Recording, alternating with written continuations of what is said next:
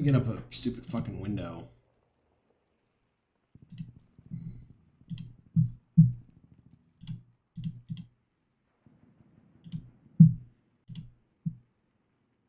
Oh, there's something. Alright. Oh, fuck. Let me go get my iPad.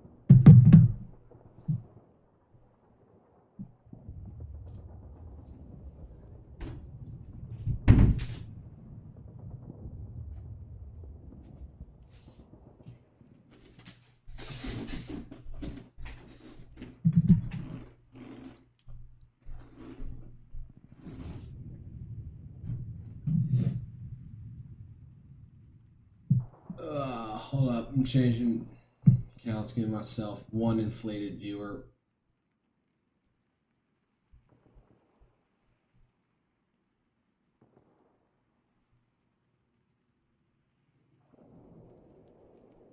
They added wooden spears to fucking whatchamacallit, to Minecraft. I want to break that out. I don't even remember what my Minecraft account is.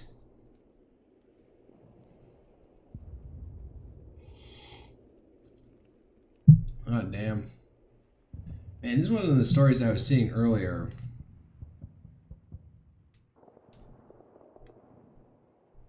Go to...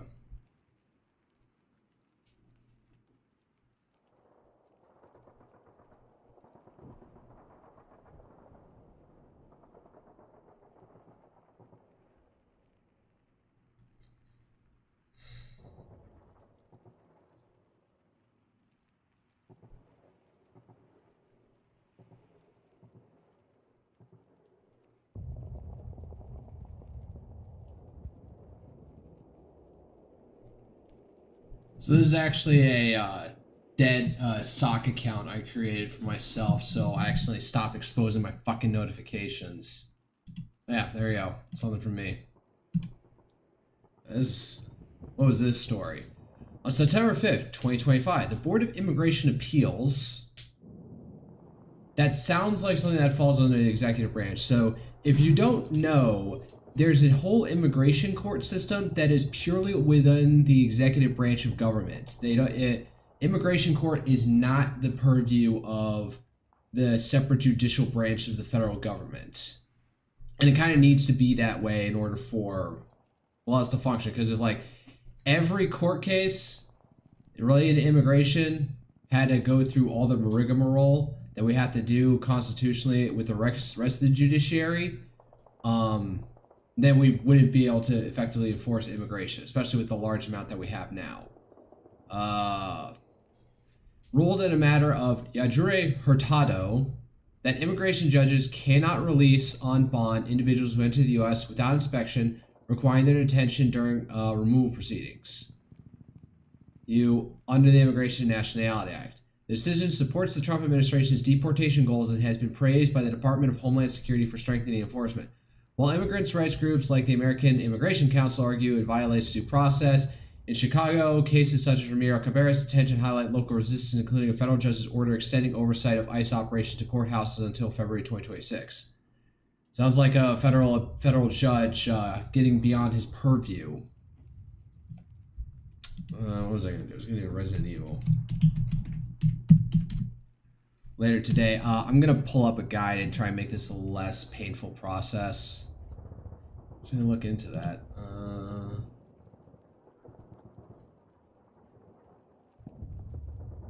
The fuck is this Proton? Oh, protonmail.com. I know, like, Brave was created by some guy, I think, who did Mozilla's Firefox, and now he's just, like, with a ton of his own money, is putting out Brave for free. But what was I coming up here for? Resident Evil 1 guide. See what's out here. Not HD remaster.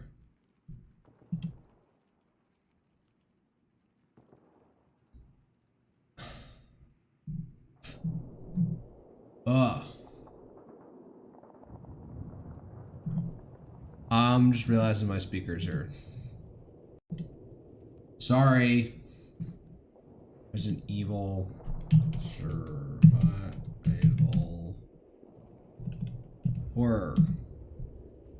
Chris Redfield.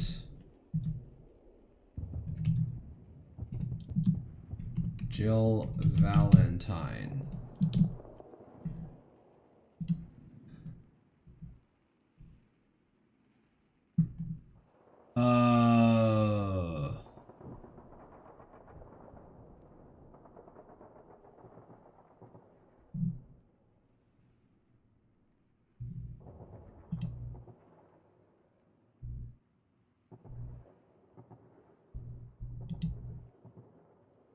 I might have to go to this. I might want to pull this up on my fucking iPad instead.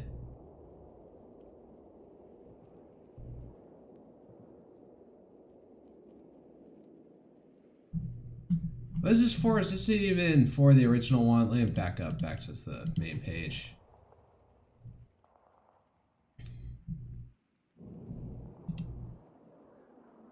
GameSpot. 2009. That feels about right.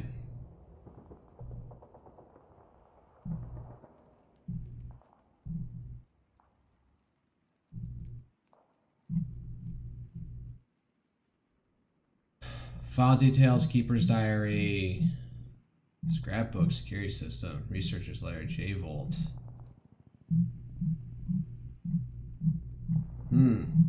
This isn't like a step-by-step of what I should do.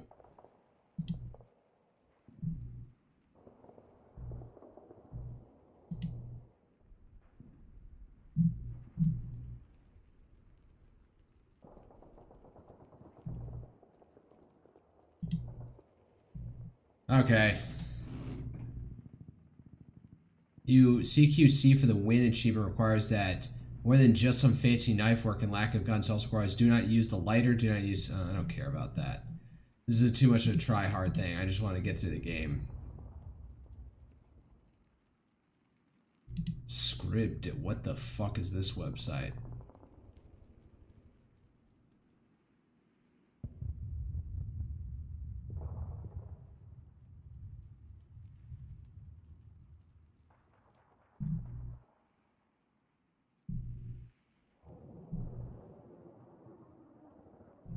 Oh, great. It's paywalled in some way. God damn it.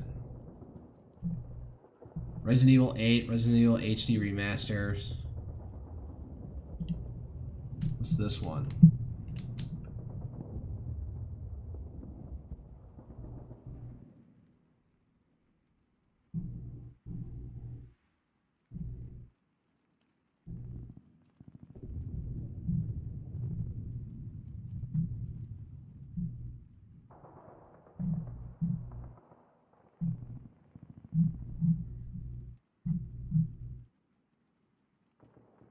Huh. Nothing that's like a step-by-step guide of where you should go.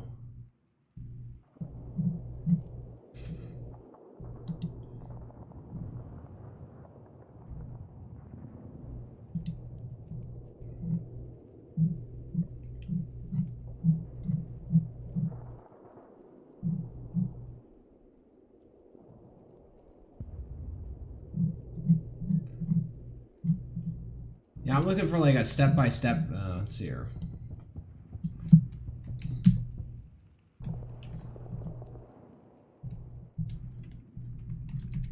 Let's see if this does something. Chris Mansion, Chris Redfield. Just gotta do Jill walk through.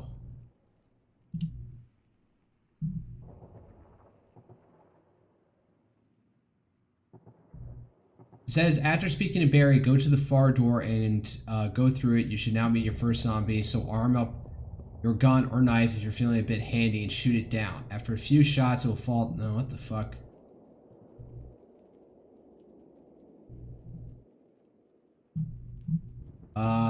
This doesn't feel right. There's an evil. You don't speak to Barry in the beginning of the game.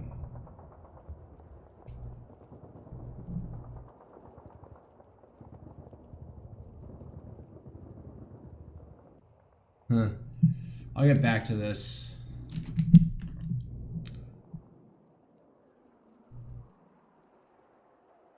Longer grant bond for immigrants who enter the U.S. without authorization. DHS is calling it a big win for our ICE attorneys, securing our ability to detain illegal aliens until they are deported. A new immigration court directive could keep people detained much longer before they're deported. The Board of Immigration Appeals, the top administrative body which interprets and applies immigration laws, released a new decision. For the first time in American history, the court ruled that immigrants can no longer grant bond for undocumented immigrants who entered the U.S. without authorization, all but guaranteeing mandatory detention for those detained in a monumental decision. So I guess people will go to these courts and then get a notice of deportation, and then they were like getting bond to leave. There's bail and then there's bond. So for anyone who doesn't know, you can be set bail, which you have to pay for yourself. But what happens is often people don't have enough money to pay for the bail. So what happened is you can go to a bondsman who will cover like 90% of your bail money in exchange for the 10%, that you pay in. So if you pay $10,000, if you have $10,000 bail, you will pay $10,000. You will pay $1,000. The bondsman will pay $9,000. And should you, actually I forget what happens, but should you,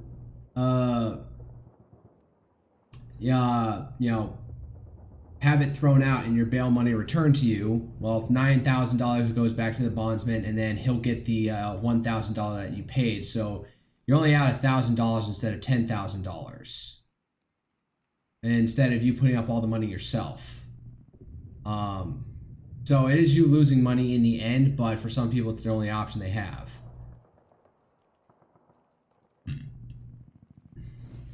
Oh, what was this story? For this time, what was this? Oh, this was that, Trump admitted millions of people in the country. A change to how immigration laws are enforced could mean anyone arrested will remain detained until they are deported. But some attorneys are now pushing back. This week, the federal government said in court that since July, more than 1,800... So the only way they could, like, try and,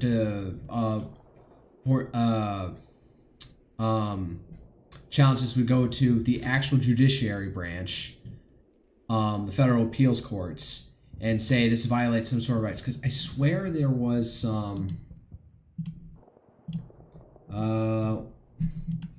wasn't there some SCOTUS decision that ruled that an alien ordered deported could not be held in prison indefinitely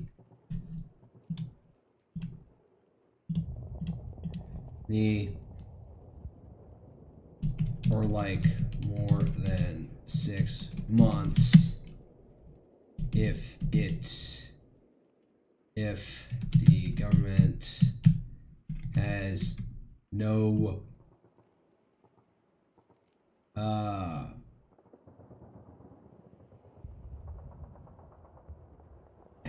no ability to facilitate an alien's deportation. Zadviadas E. Davis, 2001 Supreme Court case. The court ruled that the government cannot indefinitely detain aliens ordered deported if there is no reasonable prospect of their removal in the foreseeable future. There is no reasonable prospect. So I think that could have been, so I think that means, like, you know, if we've got a country that, like, refuses, like, will, like, literally turn around a plane and say, no, you do not have authorization to land. We're not accepting this person back. We do not recognize them as one of our own citizens. This established a presumptive limit of 6 months for detention after final removal order, assuming the individual is not a flight risk or a danger to the community. After this period, continued detention may violate due process unless the government can justify it. The ruling was based on statutory interpretation of the National Immigration Act. Why couldn't the I'm just saying, assuming that the Miss Zadviadas is the person who was trying to be deported, and Davis is whoever the Attorney General was. Be deported. Ketsutis Adea, the Lithuanian-born man and Lithuanian-born stateless person, could not be deported because no country was willing to accept him. Zadviadas was ordered removed from the U.S. due to criminal convictions, but his deportation was stalled because Lithuania, under Soviet control at the time, in 2001, he at the time of his birth, and other potential countries like Germany, where he had lived, and the Dominican Republic, his mother's country, refused to accept him. The U.S. government could not find a country to take him, leading to his prolonged detention. The Supreme Court ruled that such an indefinite detention was impermissible under the Immigration and Nationality Act, setting a presumptive 6-month limit for detention when deportation is not reasonably foreseeable. So that's why you got to muscle up and tell other countries, like, threaten countries, with tariffs and stuff like that. Like, no, guy is like, from your country, you're going to accept him, and like you're going to deal. Now, this is a weird thing with stateless person. So like, what, the Soviet Socialist Republic of Lithuania, like, didn't have birth records of him and like refused to take, because this happened in 2001 when Lithuania was presumably independent. So I'm not following why he couldn't have, why they wouldn't have like recognized him, other than just bureaucratic ineptitude. Whatever happened to him?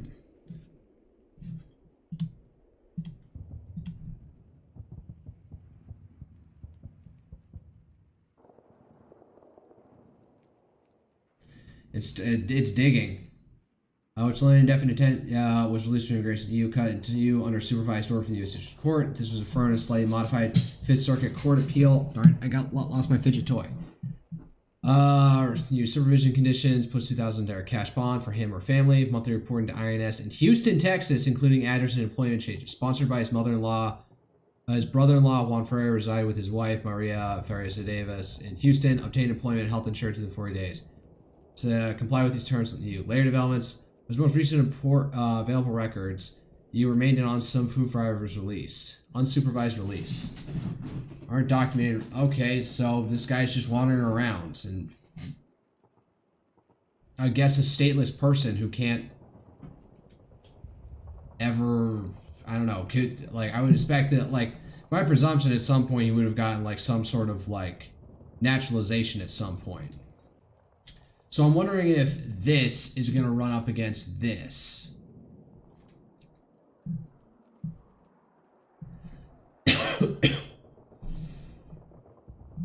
Alright, so more victory for the Trump administration.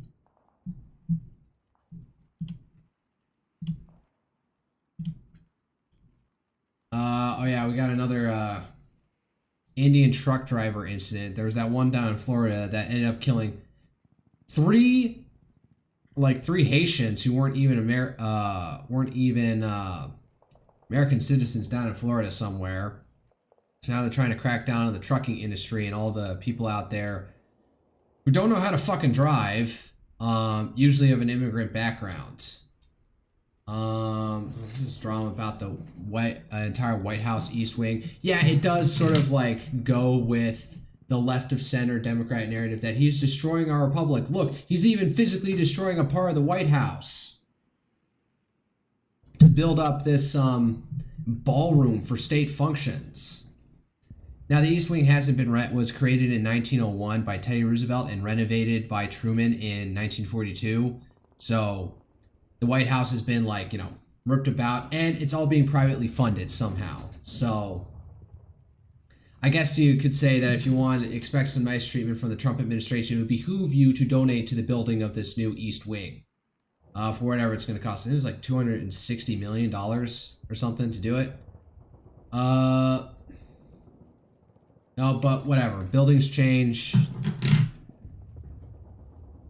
It's not something to worry about, but other people. But it does have like a weird bad optical look to it, depending on your political persuasion. So, let's go to the Institute to study at War before I go anywhere else. 20 minutes in.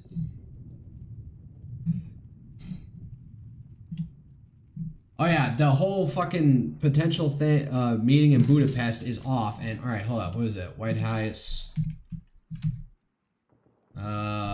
It's the White House. Oh yeah, Rapid Response 47.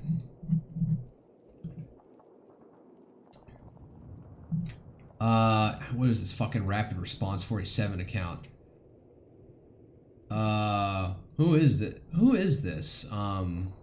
Lady. She seems to be like becoming more and more prominent. I'm seeing her face more and more prominent throughout this, face. House Democratic Whip. Catherine Clark. Authorize you shutdowns. D. Massachusetts. That fits. Fox News senior congressional correspondent Chad Pagram in a recent interview, but this is one of the few leverage items we have. Leverage times we have. Clark admission, which was blasted to tens of millions of Americans. Oh, wait, what did she say? Shutdowns are terrible, and of course there will be families that are going to suffer. We take that responsibility very seriously. But it's one of the few leverage times we have. Well, here's the thing. Like, one of the things Trump's like threatening to do right now is that when we run out of funds, they're gonna they're gonna suspend the EBT card program or the SNAP benefits, the old food stamp program updated to now having a card that you can use to buy food. And they're threatening to cut that off. And the people who are on EBT SNAP benefit cards, they're probably Democratic, so this is probably going to end up hurting them more than anything else. Like, if anything, this shutdown has shown just how, like, most people's everyday lives don't rely on the federal government. Now, maybe if you're doing big business and stuff, it's a big pain in the ass. Like, if you're intimately tied through some sort of program, not within the government, but outside of it, like, you have to deal with it a lot. It's probably being really annoying for you if, like, the checks aren't clearing.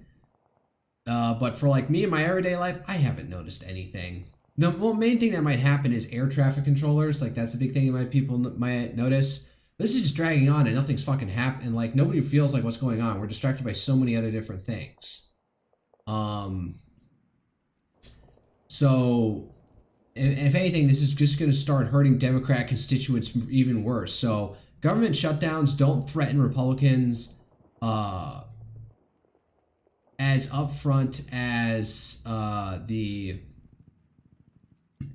they do for Democrats, because let's be honest, a lot of Democratic constituents do take welfare in some form or another from the federal government. So when a shutdown goes down, they could start not handing out that money. Oh my god, I'm just scratching my arm and I realize I'm finding a fucking nerve. Making me twitch. That was weird.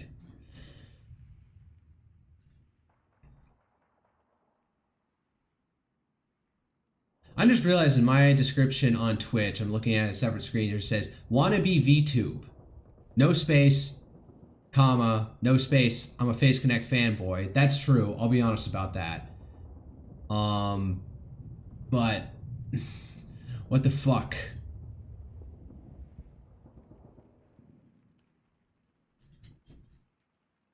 Yeah, so what's her face? But we put back to the Russia thing. It is annoying how, like, you know, like lowbrow Twitter lingo this account is using, but whatever. We got Mark Rutte, brown-nosing Trump. He's really a peacemaker. He wants to end this war. This is close to his heart. He wants to end the killing. Says Secretary General NATO Mark Rutte. What he did on Friday is exactly the right approach. What, his meeting with Zelensky?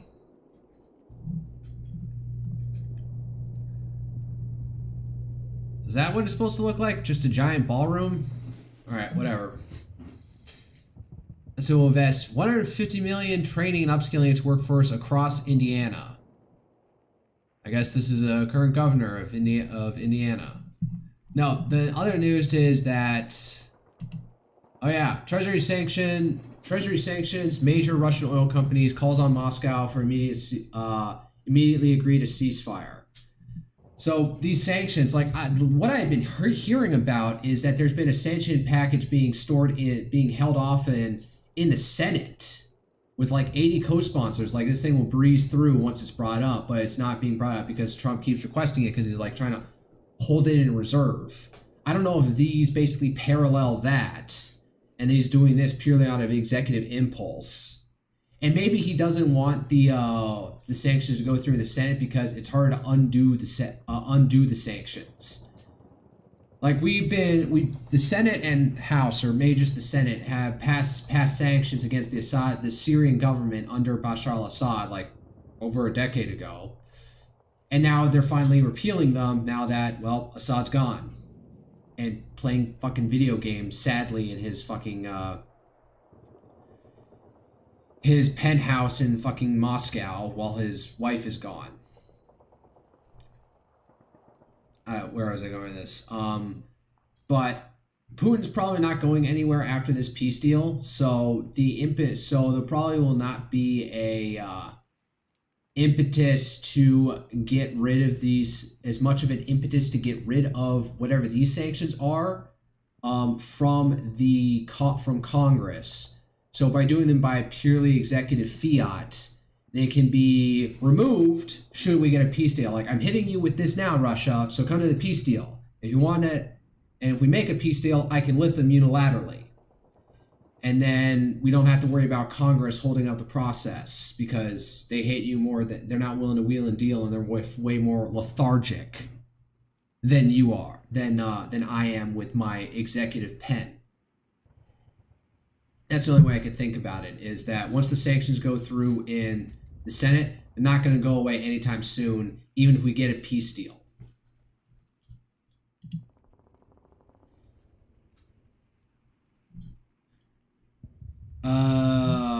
So yeah, I was seeing, like, what was his face? Let's see here, Preston Stewart. He had a very salty fucking video about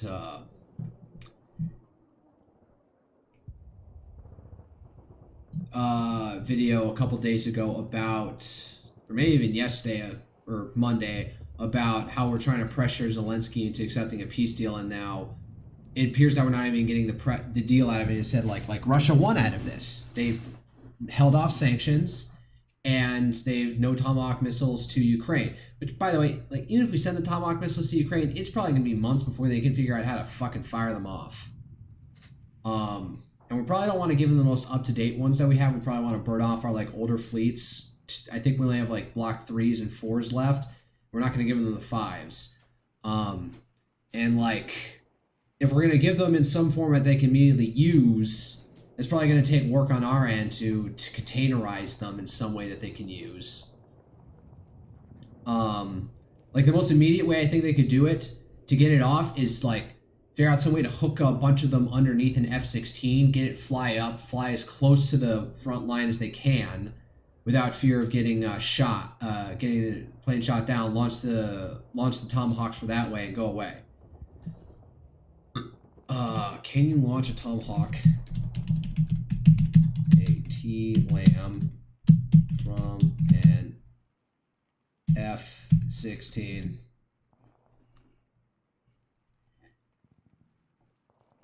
Designed for launch from naval platforms like ships and submarines via vertical launch systems or torpedo tubes. Its large subsonic cruise missile, 18 feet long, 2,000 pounds, requires specialized launch systems that an F-16 compact multi-role fighter cannot accommodate.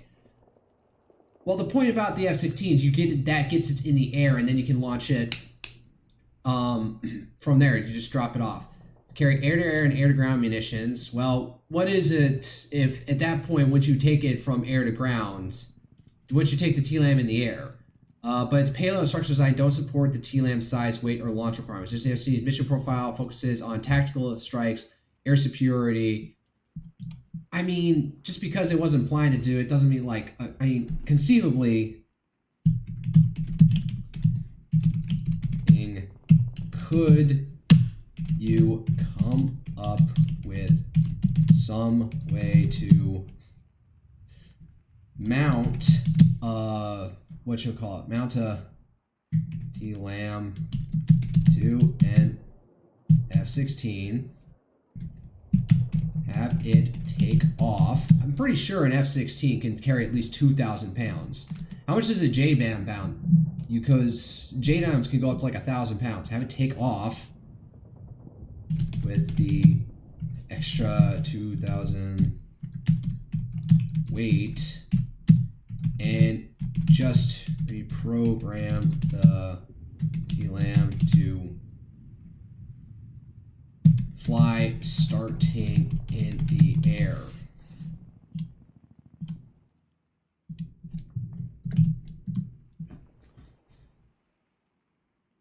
Theoretically intriguing but practically challenging due to engineering, aerodynamic, and operational constraints. Let's break it down. Mounting it to the BMG-109 is a large missile approximately 18 feet long, 24 inches diameter, weighs about, okay, including solid rocket booster for launch. Well, that sounds like something you can cut weight off, is like you don't need the solid rocket booster to get it all the way up. You can slash that off.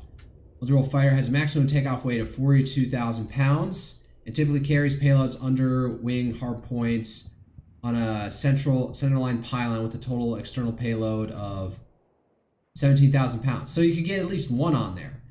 And heavier than typical F-16 munitions. The F-16's hard points, rated for 2,000 pounds each, could theoretically support the weight, but the missile's length and diameter would cause significant aerodynamic drag and clearance issues. That is a thing, like F-16.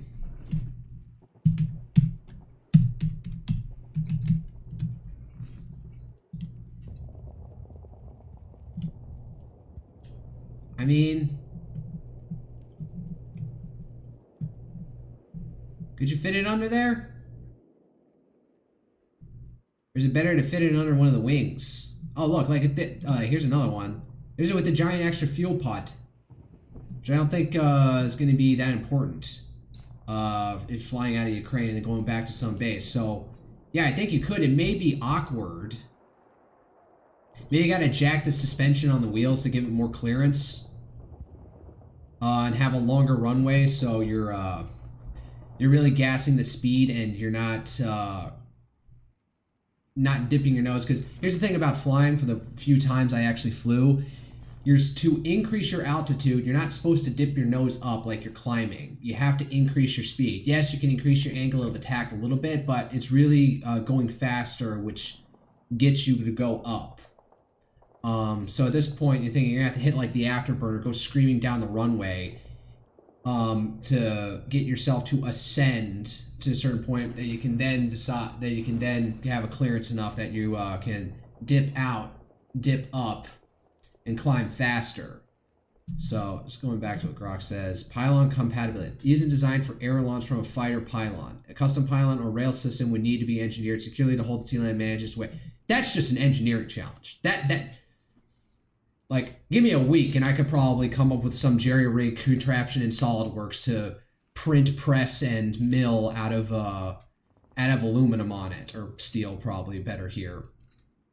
Its weight distribution to integrate the F-16's avionics for release. This will require extensive modification of the aircraft structure and electrical systems.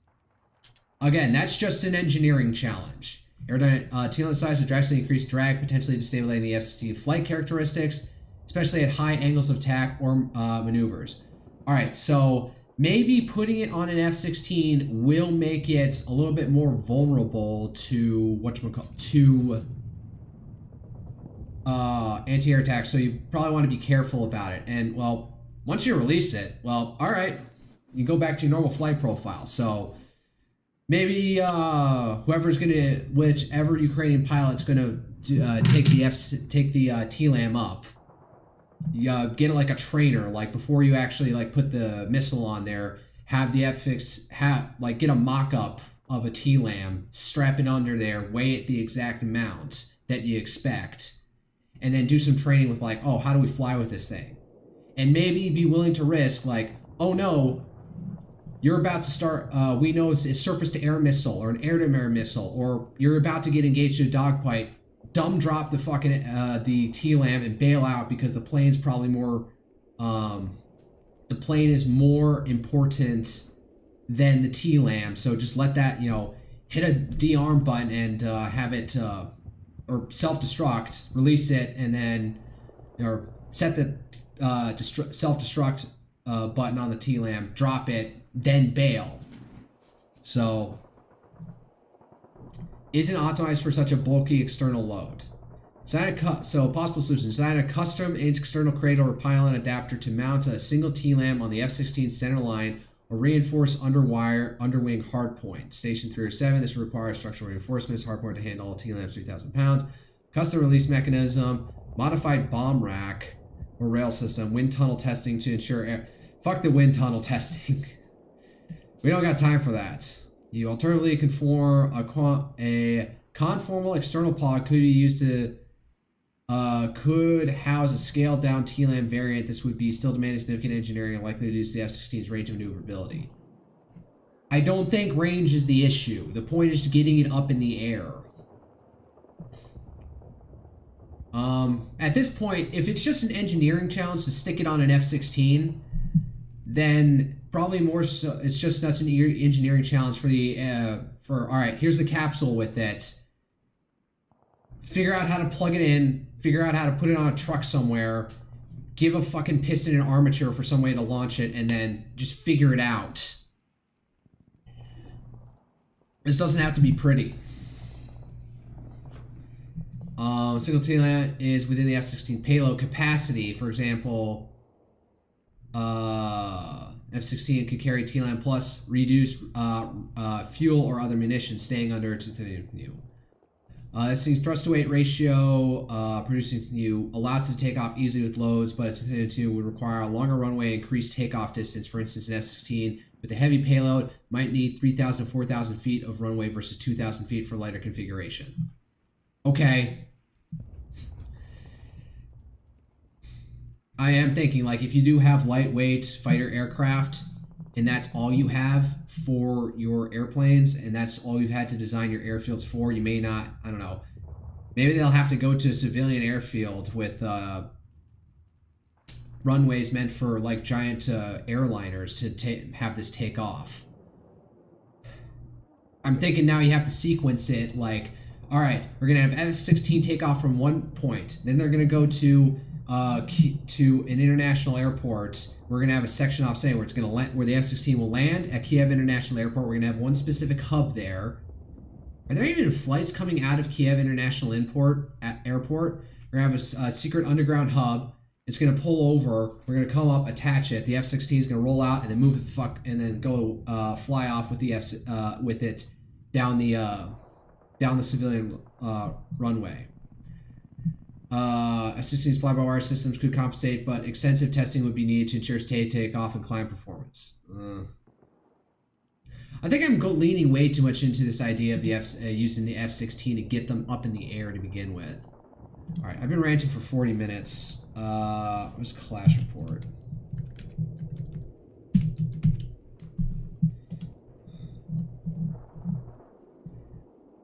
Let me just go down. I don't know how far I am. I didn't keep track today. Ah, damn it. It's tons of stuff about fucking Mark Root and what's his face. Netanyahu on possible Turkish troops deployment in Gaza. I have very strong opinions about that and you want to guess what they are. You know them. Yeah, he's not going to like it. I didn't know Bibi was so short.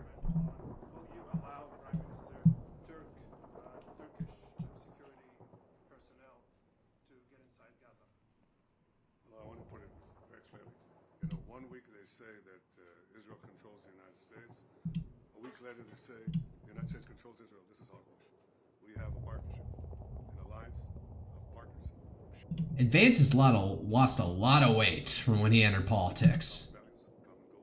We can have discussions, we can have disagreements here and there, but on the whole, I have to say that in the past year we've had agreement, not only on goals, but how to reach them, and I think we're pursuing them successfully. We've been able to do two things: put the knife at Hamas's throat. The effort was to isolate Hamas and the Arab. He doesn't like it. All right, Clash Report. Condense the clip to actually what you're talking about instead of him just rambling. Then again, he did have like the whole prelude of the question. All right, U.S. Treasury Secretary Bessent, who I'm pretty sure is gay. We are going to either announce after the close this afternoon or first thing tomorrow morning a substantial pickup in Russian sanctions. Well, they came through.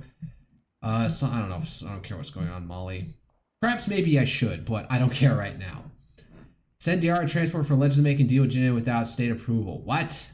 So you got even like parts of their own government who are working with the fucking ISIS rebels in their own country? That's not good. Putin has not come to the table in an honest, forthright manner. There were talks in Alaska. Trump walked away. Then he realized that things were not moving forward. Either this evening or tomorrow, we will announce substantial increase in Russian sanctions, one of the largest against the Russian Federation. Trump.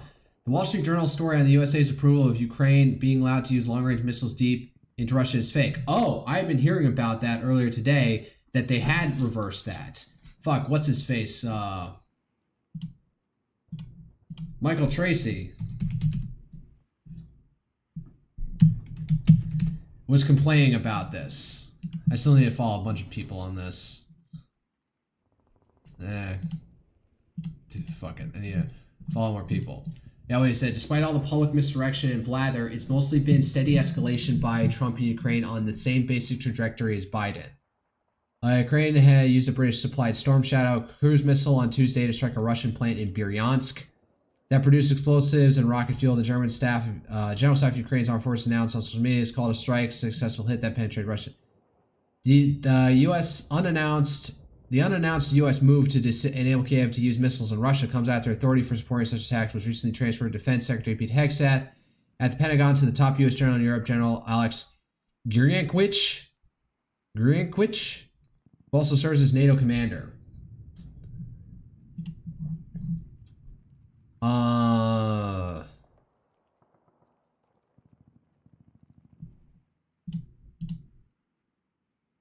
So the Wall Street Journal story on USA's approval of Ukraine being allowed to use long-range missiles deep into Russia is fake news. The U.S. has nothing to do with those missiles, where they may come from, or what Ukraine does with them.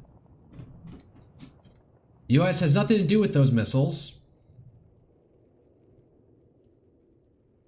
By long-range missiles deep in Russia territory, I guess he means Western weapons, wherever they may come from, or what Ukraine does with them.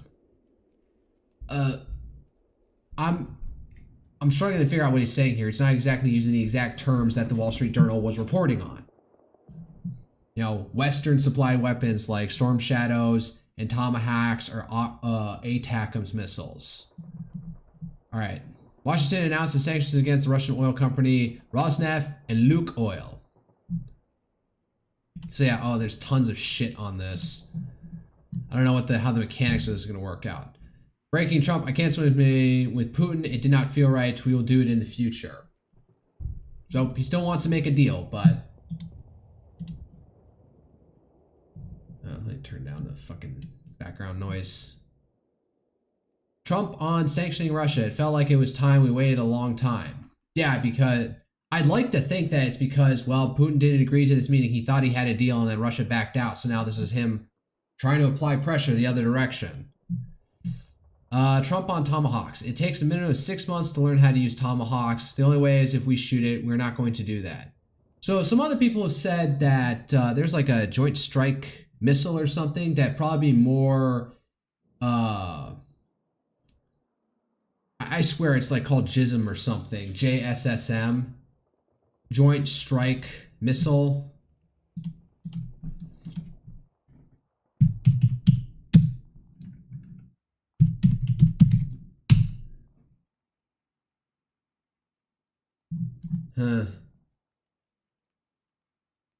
I think we should... Alright, this is from 2020. This is all from 2024. JASM. Transfer JASM missiles. Is not yet known. Alright, let me try it.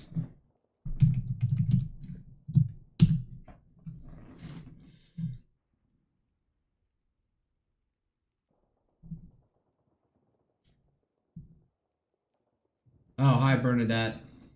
Yeah, I'm just ranting about this. Somebody said like there was some strike missile that would be better fit for Ukraine to take. Because they could stick it on a aircraft and launch, whereas I went on a whole tangent of like, how can you get an F-16 to fire off a Tomahawk missile?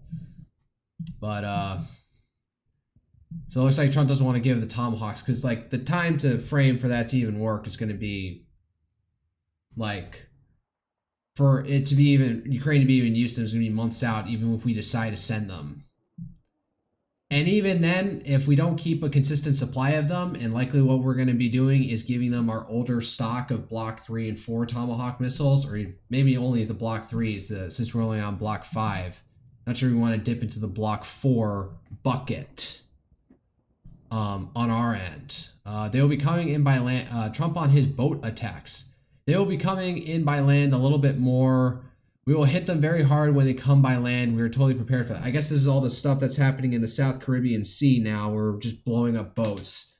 There's that story that there were like 2 people recovered from the boat. One was a Colombian and one was an Ecuadorian. And then we deported them to Ecuador and Colombia. And then Ecuador said they didn't have proof that the person did drug smuggling or anything.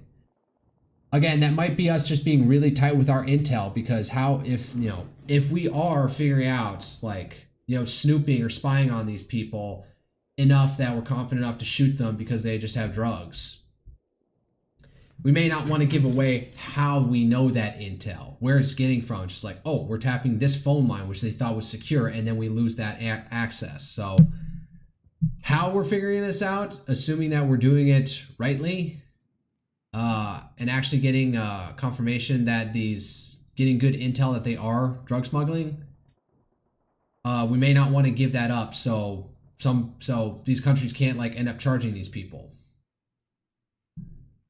But that was with that like slightly below surface boat, so that one's more like a dead giveaway that was a drug smuggling boat, because that is a thing where the cartels have built out these specifically shallow submersible boats that only like dip like a couple yards underneath the water, but then otherwise float on the ocean, so they're a little bit more concealed. That's a more dead giveaway that one was a drug boat than others. But now he's saying he's going to come in by land a little bit more. Like, are we going to start bombing Venezuela? Because that's going to be a big escalation. It's one thing to shoot boats in the middle of the ocean. It's another to start bombing another country's sovereign territory. There's probably going to be a lot of drama about that if that happens. Every time I speak with Vladimir, I have good conversations, then they don't go anywhere. Hopefully Putin will become reasonable, and hopefully Zelensky will be reasonable too. It takes 2 to tango. Yeah. It's always important. You got to have 2 people on both sides willing to negotiate. Ukraine is not using our missiles. They're using European missiles. I don't control that. Oh, so now he's just saying, oh, they're using British Storsato missiles, so it's not us yet. Like, we're all in a block together, so, like, if you're not, like, reining in Britain from saying, no, you can't use, if you can't, like, we lead the pack, so if you're just letting, it's sort of complicity if you're letting Britain tell Ukraine it's okay to use Storm Shadow missiles in Russian territory. Trump on Colombian President Petro. He's a thug. He's making lots of drugs. They have cocaine factories. He better watch out. We'll take him very seriously. Action against him and his country. Yeah, I don't know. This Colombian president, I don't know. When is his next election? I'm not going to ask Rock about that. But he is being a particular pain in the ass, but he does seem to have like more of his head about him, not to fuck with the U.S. directly. He'll just spew a lot of rhetoric. Like that point where he was in the UN General Park telling U.S. soldiers, there were no U.S. soldiers around, but while all the cameras were running on him, telling that U.S. soldiers must, not obey the orders of the president. Putin mentions to me about nuclear. Where do we do de-escalation? I'm fine with that. I think it's good. I'm not even gonna listen to that. Maybe he wants to restart like nuclear disarmament treaties with Putin after the war is over.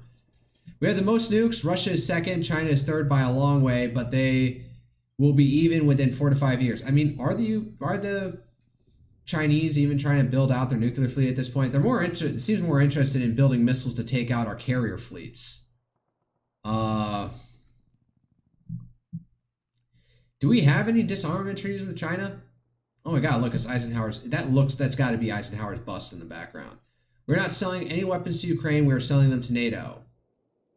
So he's really trying to, I guess that's more to his base, like saying, oh, we're not just, giving shit away for free, we're profiting off of it. I always felt Putin wanted the whole thing, not a piece of it. I think he's willing to negotiate now. We don't want him to have the whole thing, as in the whole of Ukraine. That would be an occupation nightmare, though. But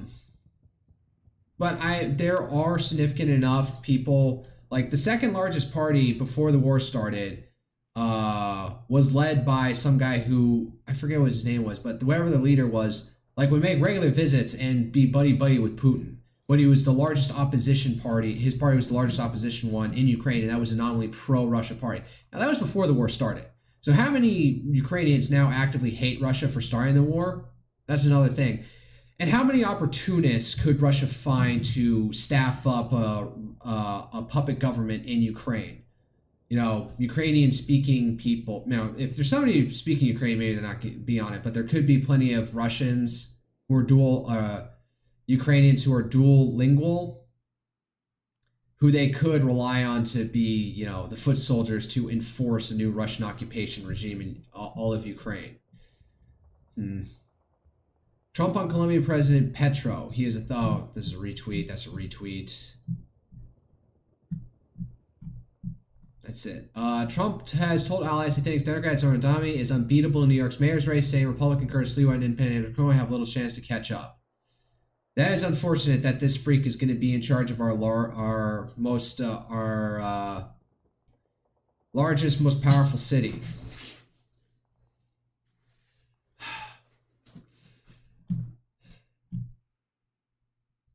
Shadow war in Sudan. All right. I didn't even look at this one. Let me just see what ISW is saying. This is from yesterday. Russian Foreign Minister Sergei Lavrov reiterated that Russia is unwilling to agree to an immediate ceasefire in Ukraine that does not result in Ukraine's complete capitulation. Lavrov's statements are a continuation of the Kremlin's attempts to signal to U.S. President Donald Trump that Trump demands an immediate end to the war are incompatible with Russia's war aims more. Ukraine and its European allies signaled their support for U.S. President Donald Trump's proposal for an immediate ceasefire between Russia and Ukraine. Recent Russian war crimes in Pokrovsk highlight the humanitarian costs. Oh yeah, that's right. They're finally getting into Pokrovsk. And the Russians have been, acting very unsportsmanlike against the local population. And I think I was hearing recently that they are pulling out now. They're trying to evacuate a withdrawal. And of course, there could be some people who have been stuck there who just could not. Oh yeah, looking at this European map, unidentified UFAs conduct reconnaissance over NATO airbase. I don't know if assuming that all of this shit that's going around and fucking with the Ukraine with NATO allies with flying drones, trying to sabotage munition plants or whatever throughout Europe. I don't know, is Russia thinking that this is going to make Europe back down in any way? It's probably going to agitate them more. So if the only thing you're doing it is just to do it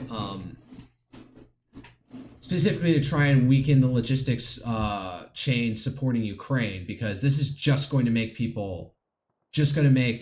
European governments at least more angry and wanting to back down and not unwilling to back down against Russia. Recent Russia's long-range strike campaign continues to target critical Ukrainian energy infrastructure ahead of winter 2025-2026. Polish-Romanian authorities connected Russian military intelligence to attempts to attack acts of sabotage aimed at undermining European Union support for Ukraine. At least 19 Russian drones crossed into Polish airspace, and then Polish and Romanian authorities announced the detention of Ukrainian citizens implicated in Russian sabotage attacks. Okay, so of the Ukrainian refugees who are in, NATO countries right now, there's some of them that even Russia can call upon to actually do sabotage for them.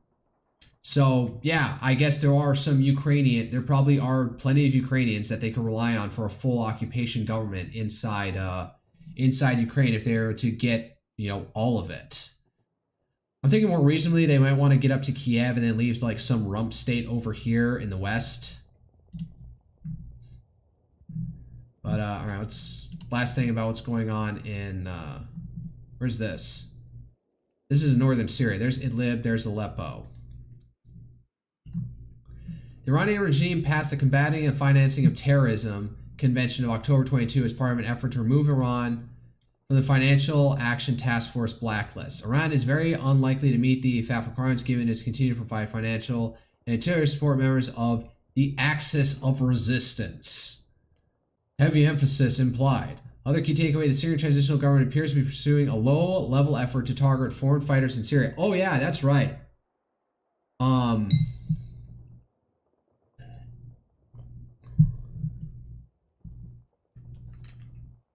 There's something about like French support for foreign fighters to fight against Assad now living past their usefulness. So now the Syrian security forces are trying to like, I don't know, roll them up and arrest them and deport them. And some of these people came from Uzbekistan of all place.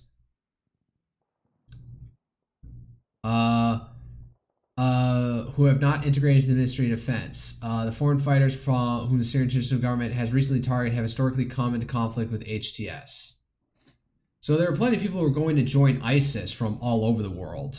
Like there was like some head of internal security from some Central Asian government who said, Allahu Akbar, I will join the Islamic State back in like 2015 or something. And then ISIS would cynically use these people for suicide bombing, car bombings that would enable them to set as like a shock troop of vanguard to soften up a target city, and then actual trained soldiers who were less Islamically inclined, so to speak, would roll in the chaos. But now apparently there are foreign fighters that were able to be smuggled into Syria to fight Assad, and now they've outlived their usefulness. So Lola for so yeah, that's interesting. Do I follow critical threats? No, I don't. All right. Yeah, it's about an hour. That's all to go on. Hold up. Let me just check. OSINT Defender. Anything helping? Anything else happened? Senior office, state ballroom, which would be this thing. Well, it's a ballroom. No wonder would it dwarf the executive office.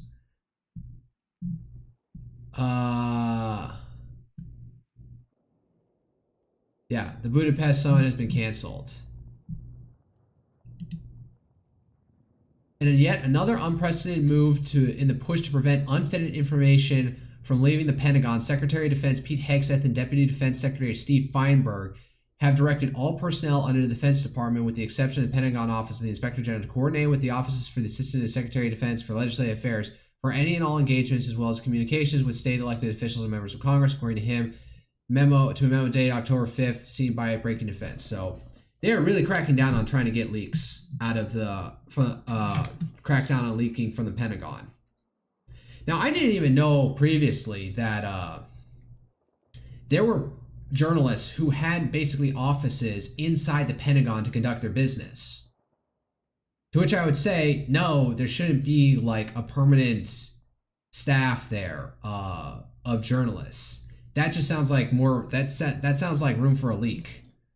So apparently some did sign up to stay, such as like One American News Network and like two independent Turkish journalists and one Turkish news agency and a handful of others.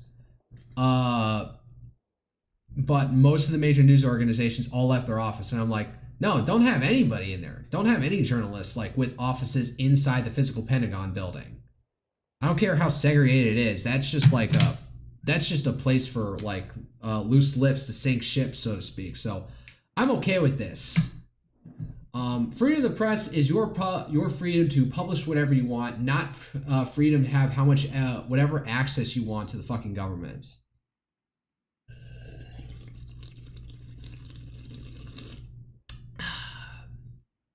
I don't know what I just did there. It's not gargling, but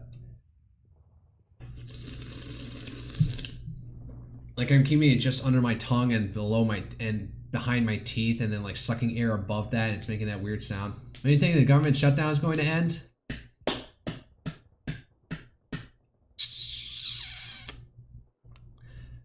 I would say latest is before Thanksgiving, because that's gonna be travel. That's gonna be travel heavy.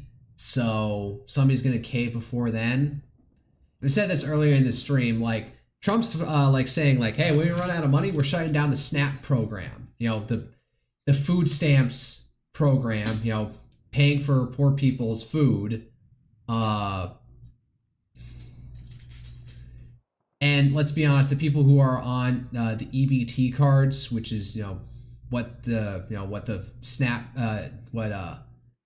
supplemental nutrition and wow, I forget what the P is. Supplemental nutrition assistance program, I'm guessing. Once that goes up, you might start like hearing people really complaining. And let's be honest, the people who are on a SNAP card, an EBT card, they're probably predominantly overwhelmingly Democrat. So then there's going to be like, the more I'm not going to say the more rank and file the Democrats, instead of the more ideological base, are going to start getting agitated that I can't buy my sugary snacks and other unhealthy shit at the store with my EBT card. I got to spend my own goddamn money. So, I don't know. Probably sometime after Halloween. Definitely before Thanksgiving, because we need to get the air traffic controllers out there, because some airports have been able to been straight up shut down. Also, weird side note. Let me see here. Make sure I'm not logged in to my United account.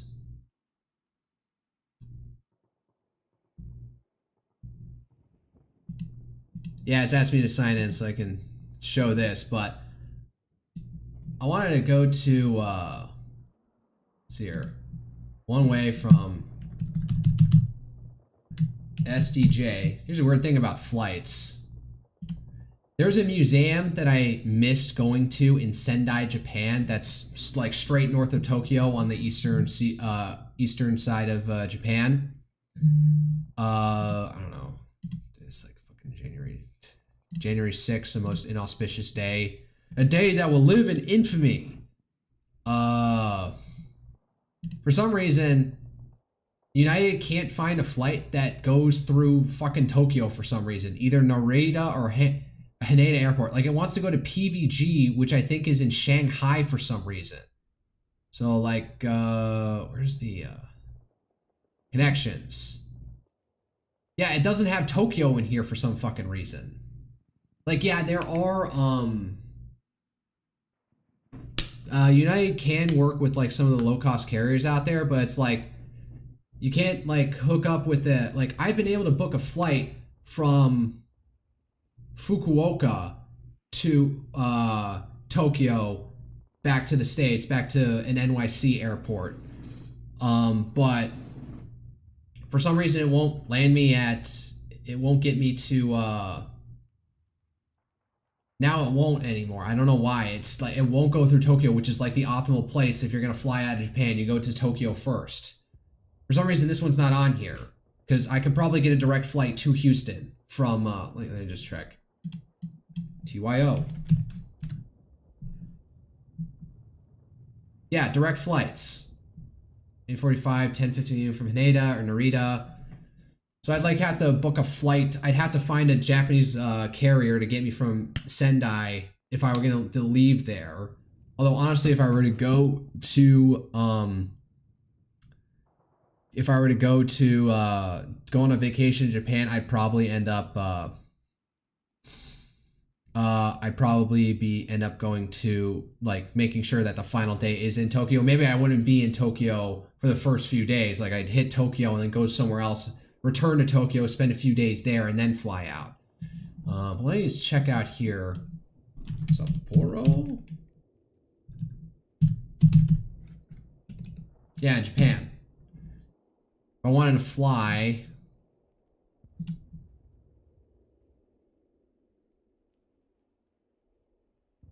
Come on. Okay, now it'll go through Narita? What the fuck? I can't, like... Yeah, it'll put up Tokyo and Haneda here, but not from Sendai?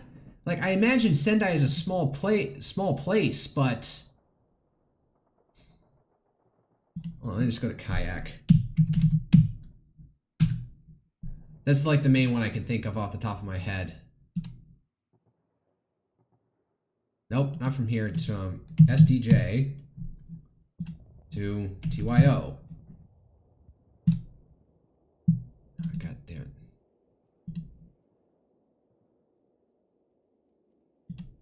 One way. Just flying out. So Japan Airlines, Peach, Jetstar, Japan, one stop. KIX. Man, I guess Sendai is just a really fucking small airport.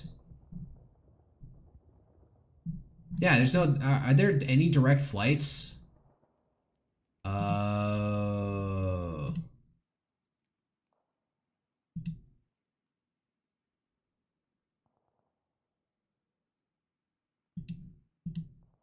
me go back. Cheapest, quickest, earliest takeoff. Stops. There are no non-stop flights from Sendai. Okay, I guess that's the problem. There's no such thing as a non-stop flight out of Sendai to Tokyo. Alright, noted. Because I was thinking if I'm going to fly out of Sendai, like, better to, like, get a ticket all the way through and check my bags. So, alright. That's enough yapping. I'm about an hour and 7 minutes over. I need to go to the bathroom, and, let me just put out my announcement tweet that,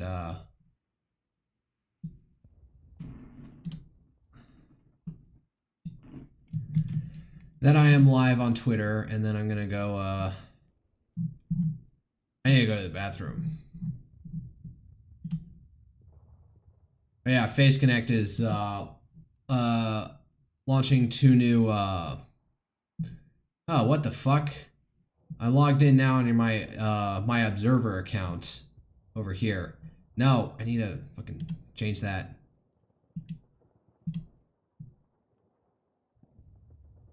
Yeah,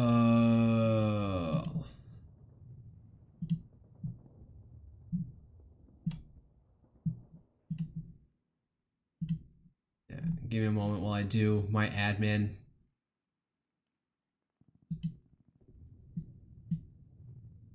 Fuck.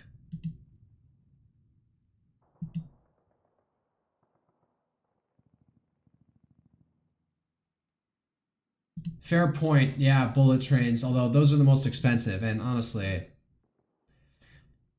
might be cheaper to just take a maybe a more express direct.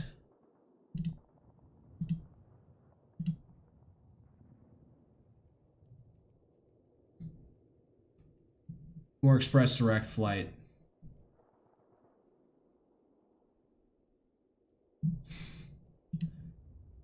Oh wait, hold up. I need to get a one.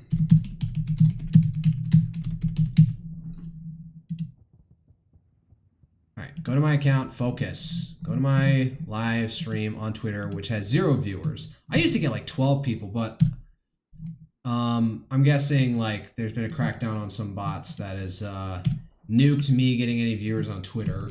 I appreciate the 3 people who are, well, the 2 people, because I do have my iPad running with this. Alright. YouTube, get a streaming link.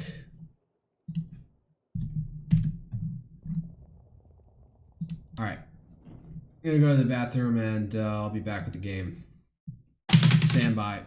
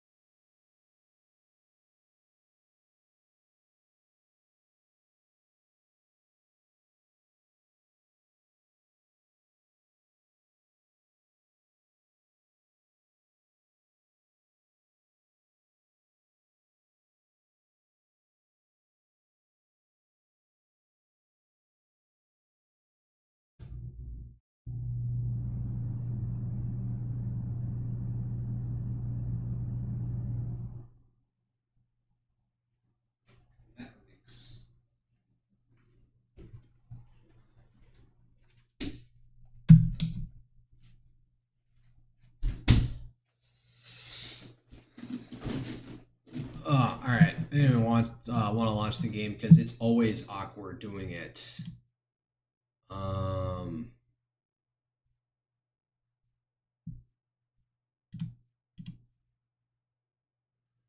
Let's see if game capture will get it this time. And let's see here. I was gonna try and look up a guide to try and make this less of a painful process.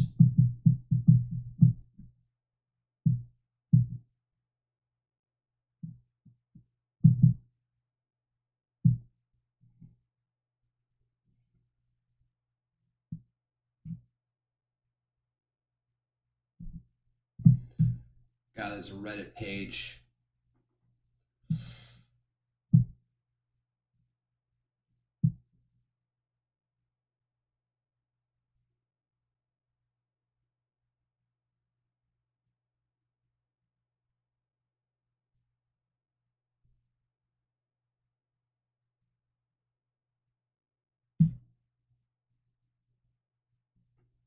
It's like all about tips and tricks instead of like taking a few steps. I might like get off of it once I like get like a firm base.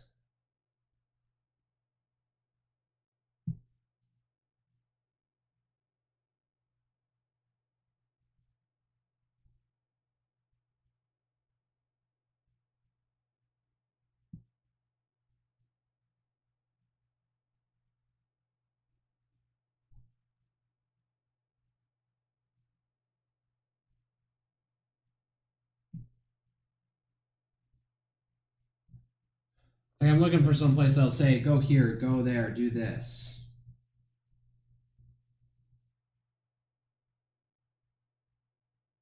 This is for like the HD remaster, I think I can tell.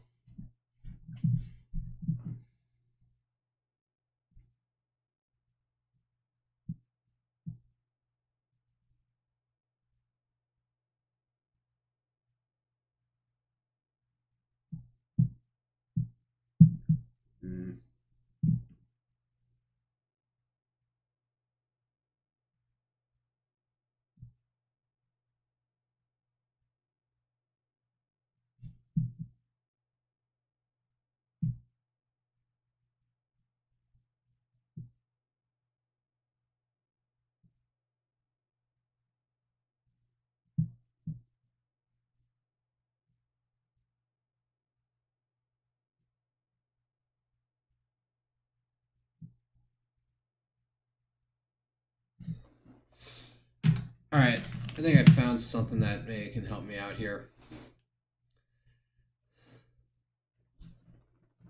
What should we call it? Where am I going? Resident Evil. Let's fire up the controller.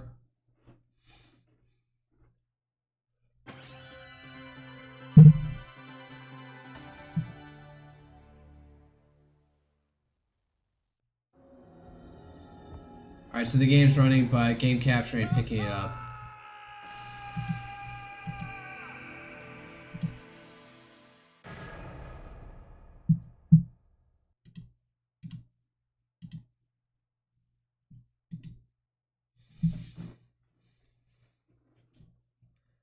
All right, give it a second because it's picking up the. Oh, now I have to adjust the fucking screen.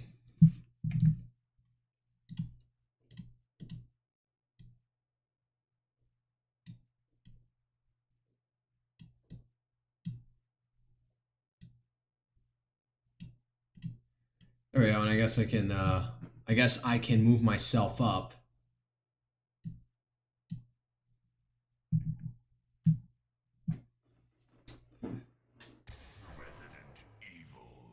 Resident Evil. The Japanese name title for this game is Biohazard, but Resident Evil is better because we are in a residence.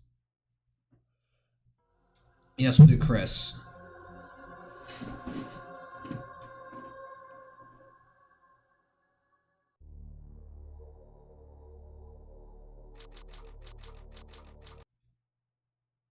They have escaped into the mansion. All right, sorry. They thought it was safe. Yet. I don't know what happened. Barry! Where's Barry? Well, I'm sorry, but he's probably... No. What is that? I'll go and check. Okay, Jill and I will stay in the hall in case of an emergency. No, you won't. I know what happens. They literally disappear. That's all I know that happens. Take care. I've been through this before. What is she even wearing over her shoulders?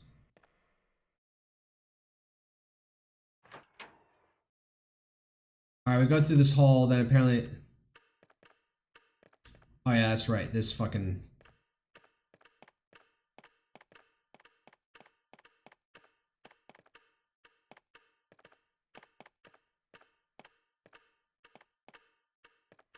This thing, leave this here. I know what this is for. Nah,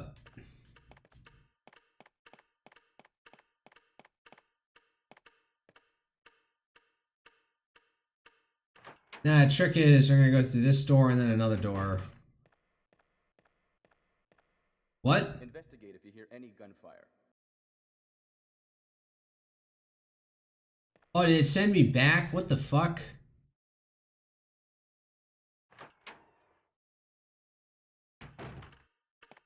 Alright, hold up. Do I have to go through... There's that thing, and then...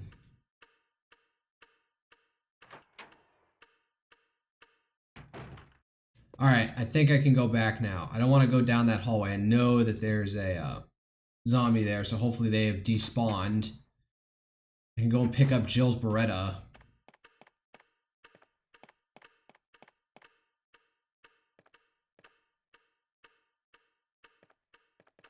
You gotta be kidding me. A dusty looking grandfather clock.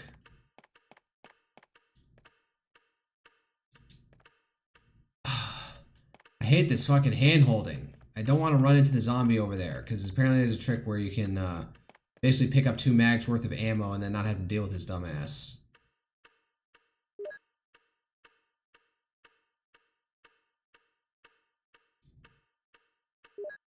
Should equip this.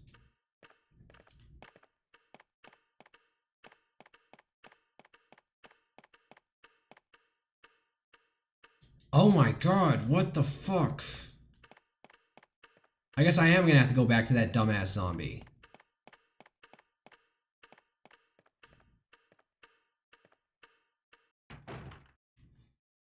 Ugh. It's locked from the inside. It's locked. A carving of a sword. It's locked from the inside. Alright.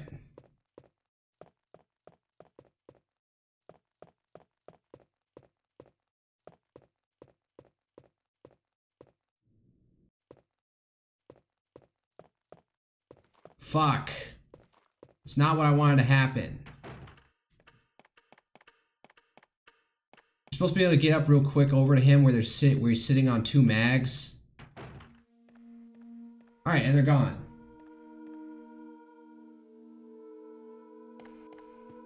Wesker? Jill?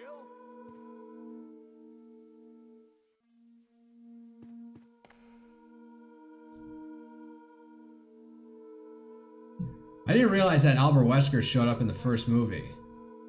Showed up in the first game.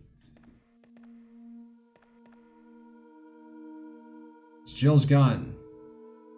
Does it have any ammo? It's got 15. Alright. Just in case, but...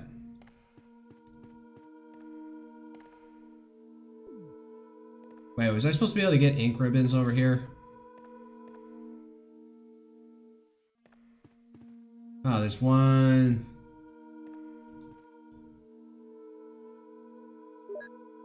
Alright, we got 3 ink ribbons. Use them wisely.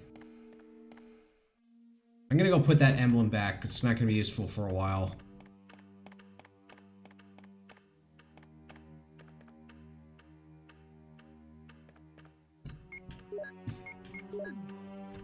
There, clear up some inventory space. Alright.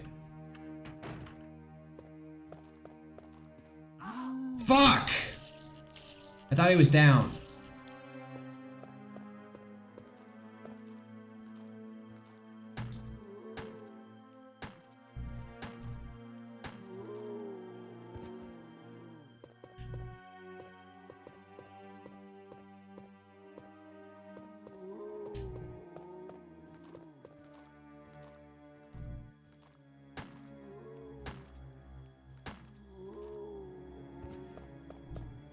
Alright, he's dead now. It's Kenneth from Star's Bravo team. Now he's become a mere shadow of his former self. Turn down the volume a bit. Alright. 2 magazines.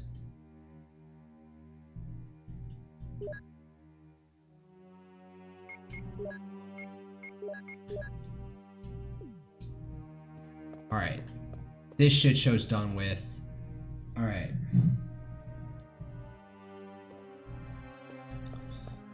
Alright, go to the main room.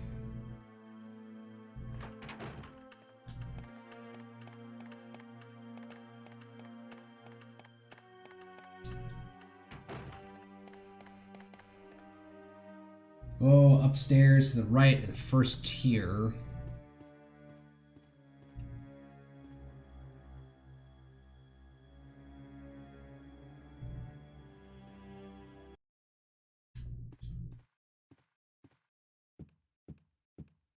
I like how the music just cuts off here for some fucking reason.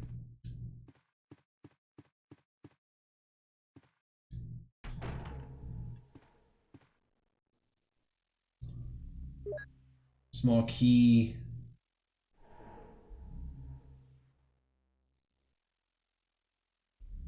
Oh, go down and get a clip. Alright. Spots of blood are here and there. More than just one spot.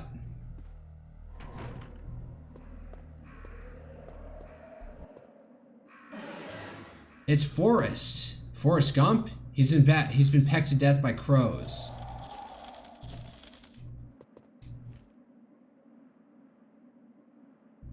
Yes, I'm gonna take the clip. Get me out of there. There's nothing else in that room. Oh, I should, pardon me for a second. I'm gonna go to Twitch. Change what game I'm playing.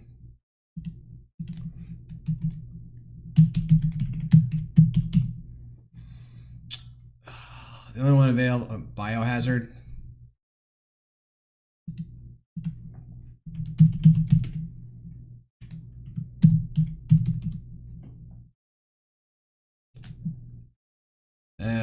It's not the HD remaster, but it's like the only one.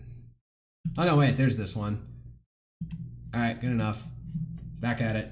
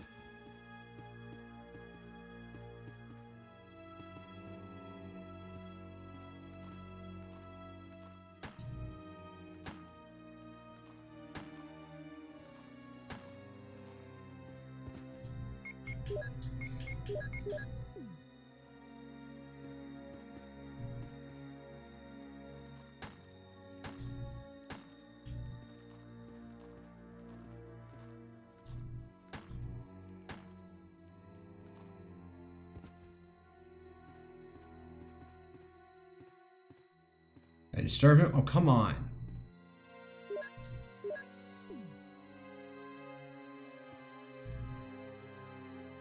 Fuck!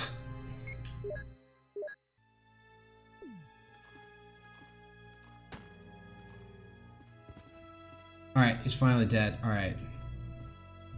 Move this thing over.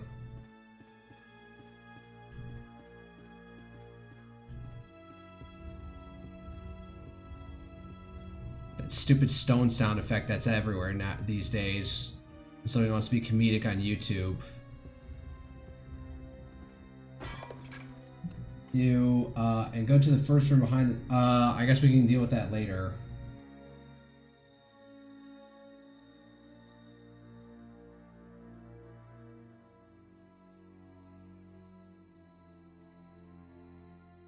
What's this? Down Down the hall, examine forced terrace clip. Quickly approach. Back to the opposite side door. You kill zombies and push statue over the edge. Get blue jewel from statue. Rubble down below. I can't walk over. I can't just jump down. Alright. What do I use the blue jewel for? Why did I run around like that? I'm an idiot.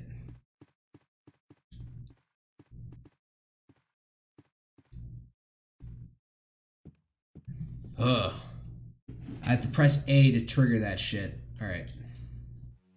Next.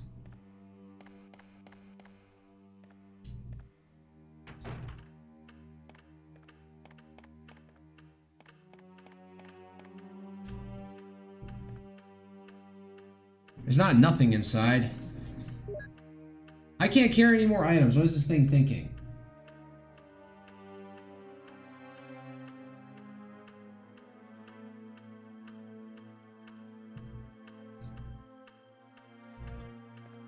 Alright, I guess I'll have to come back to that later, because this thing thinks I have inventory space right now.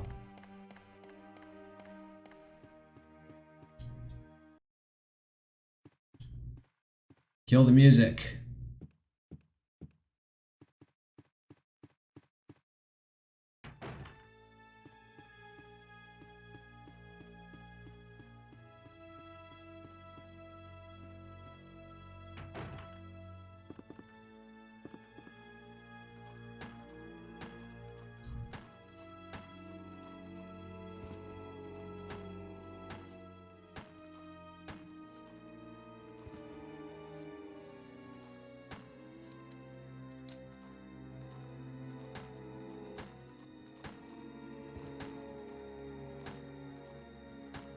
God damn, go. God, I got.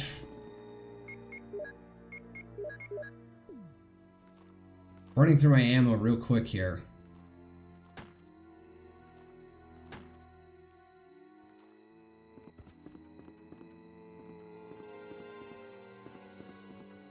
Where's it want me to go? You and then downstairs. Zombies are easily avoided by running there, so conserve ammo and go to the first room behind the stairs and meet I think it wants me to kill some...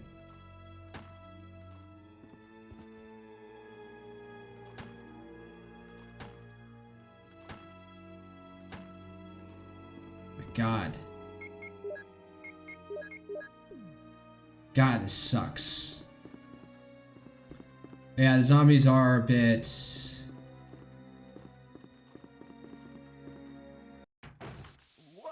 Oh, hey. What? Oh! Oh no! Cutesy music for the female character. I didn't mean to do that. You must be from the Bravo team. Yes, I'm Rebecca. Rebecca Chambers. I'm a newcomer. I just joined the Stars Bravo team last month. Well, And you went straight into hell. sorry. Are you all right? Yes. I'm Chris Redfield from the Alpha team. Are you the only person here from the Bravo team? Well, because the helicopter made a forced landing, I just ran into this house anyway, but I see. There's nothing else you could have done anyway. It's good you're here. Yes, sir. But it's strange. I serviced the helicopter recently, but something went wrong with the engine. You're a medic and you're servicing the helicopter? That doesn't sound right. Alright, what did it say? Oh yeah, there's the key.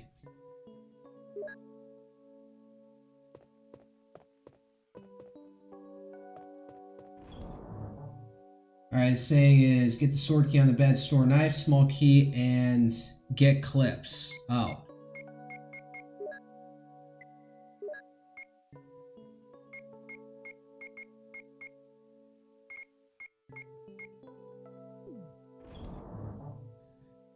That glitch.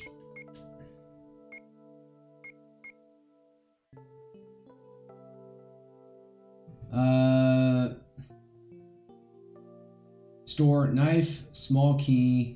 Okay, store. No.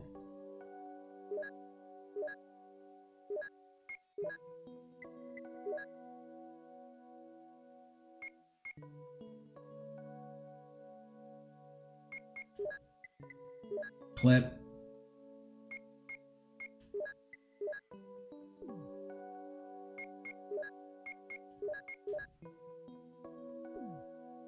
Alright, I'm gonna save here. I don't know if it has a more optimal idea of where I can save, but... Yes. I'll start all over again. There we go. There goes any progress I had from the last game. Well, no, I still got 4 other saves. Or 5 other saves at this point. Oh, it's even telling me to save here. Leave without Rebecca and continue to enter the hall through the door. No, I want her to come with me. Darn it. I'm gonna continue doing this while I can, because... I wonder if everybody is... Well, what should I do now? If you go out to search for the other members, how about letting me come with you?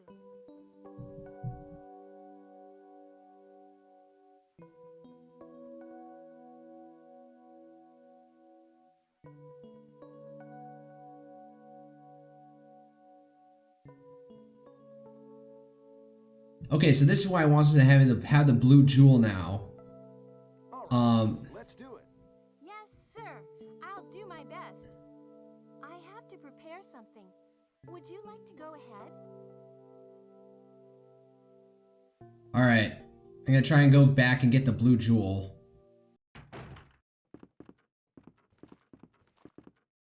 Because apparently that's useful right after this. But now I actually have the fucking inventory space for it.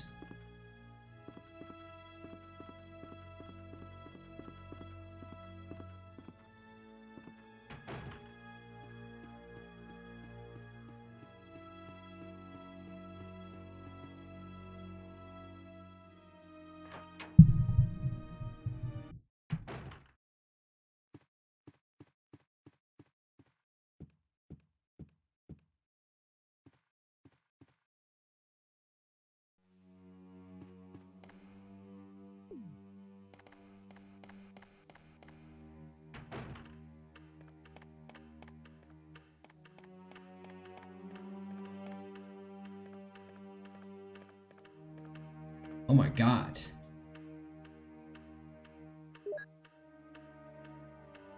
Alright, back up.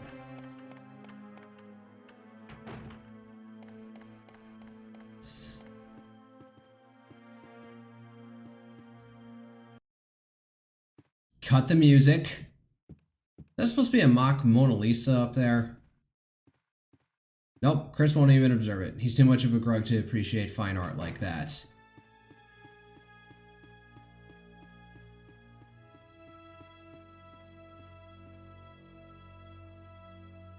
Alright, down and around.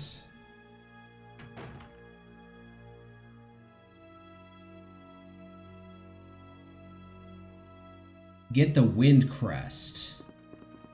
I'm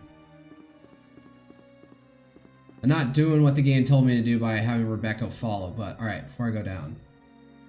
Leave without Rebecca. No, I didn't do that. Go through the door, avoiding zombies. Immediately turn left and run into the end of the hallway. Make sure you have at least 30 rounds to shoot way through oncoming zombies. Alright.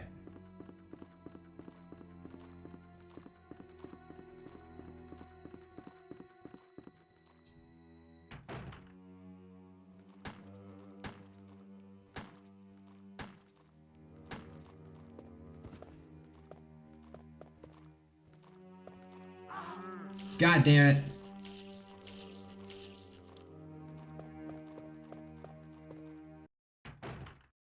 Well.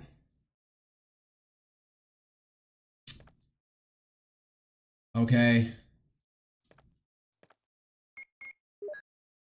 Use. I didn't think I could immediately use it. I thought I would need both.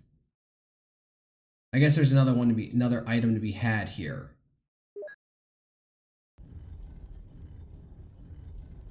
Oh, and it goes away. Well, it's not like I can pick up the blue diamond. Alright.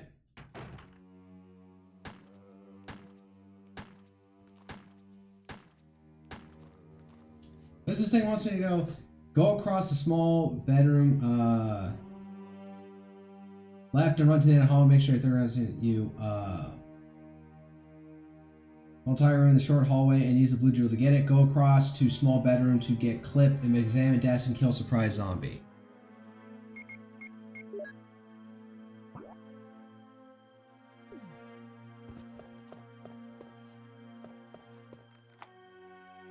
Yes, I've used the mansion key. Alright, okay, I remember this place.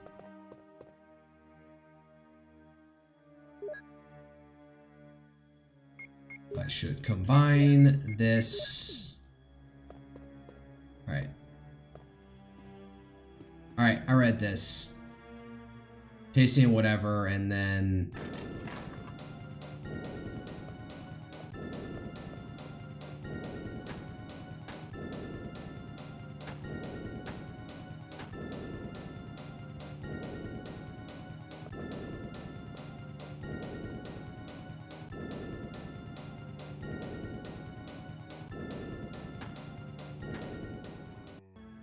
Alright, that's over with. Keeper's Diary.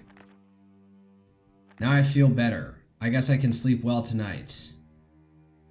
I'll be in real trouble if the higher-ups find out. Even though I didn't feel well, I decided to go to see Nancy. It's my first day off in a long time, but I was stopped by the guard on the way out. They say that company has ordered that no one leave the grounds. I can't even make a phone call. What kind of joke is this?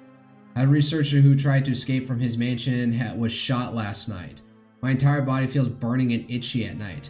When I was scratching the swelling on my arm, a lump of rotten flesh dropped off. What the hell is happening to me? Fever gone but itchy. Hungry and eat doggy food. Itchy Scott came. Ugly face so killed him. Tasty. Itchy, tasty.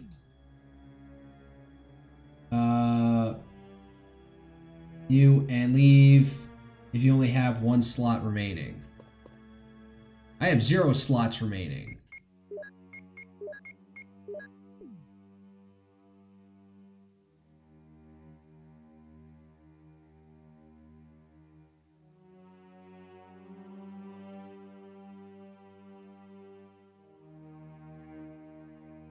Go through the door at the end of the hall and proceed left up, enter the bar room.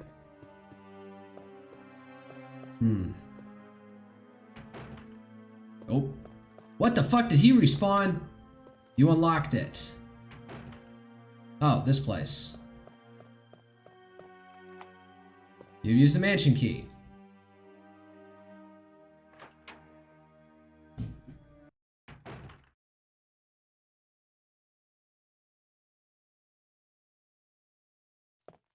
Alright, what did I do here?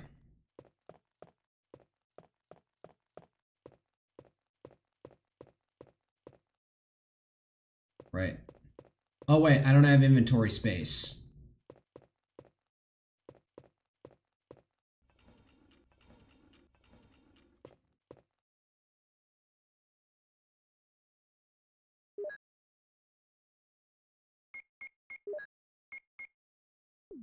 God damn it. I don't want to have to use the health thing if I don't have to. Now, what do I do? I have to go through the circuitous path and drop something off.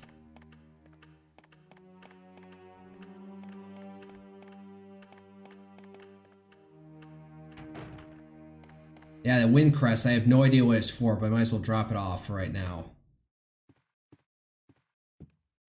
I have to go this entire circuitous way.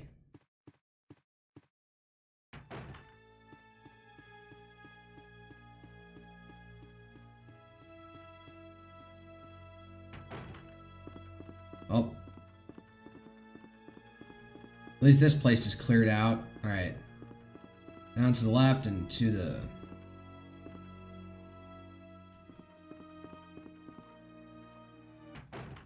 Alright. Alright. Drop off this.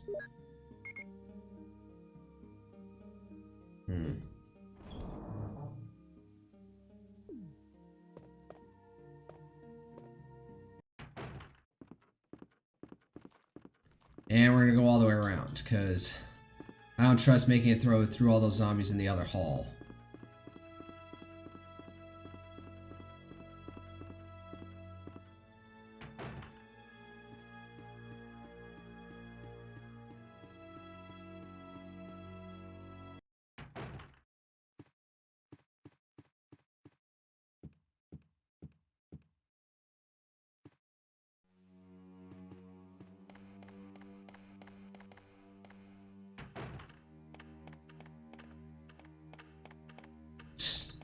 Run right into that. Alright, now I have enough inventory space to actually pick up the music sheets.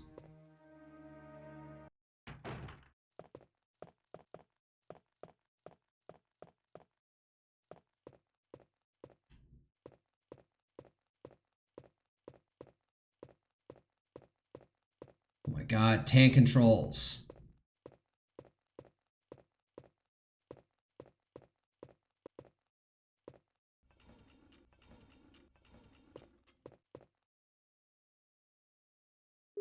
Yes, I will take the music notes. Thank you very much.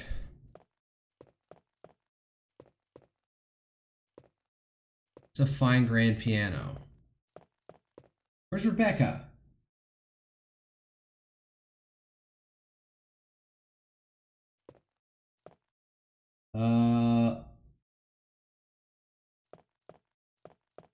Supposed to show up at this point, isn't she?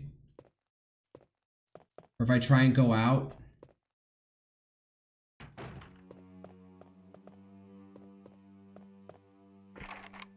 It's locked from the inside.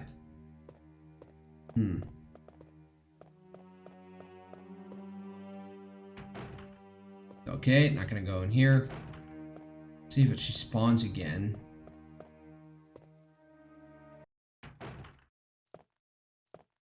Oh great, where did she go? Well, this is fucking up everything.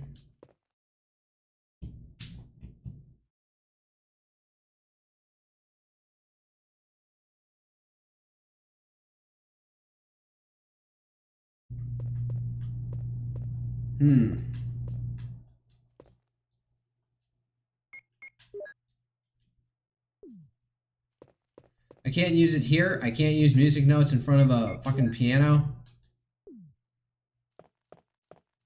What do I have to do to get her to spawn to come in here?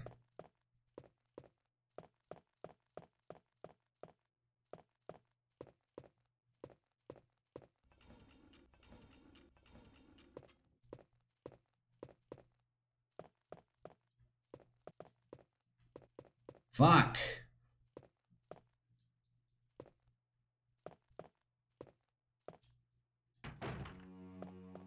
I don't know. Maybe she's out in the main hall.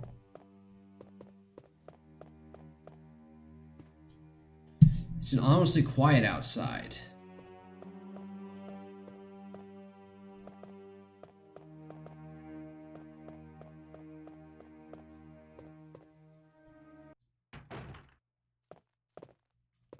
She's supposed to spawn in here. Fuck, what did I do wrong?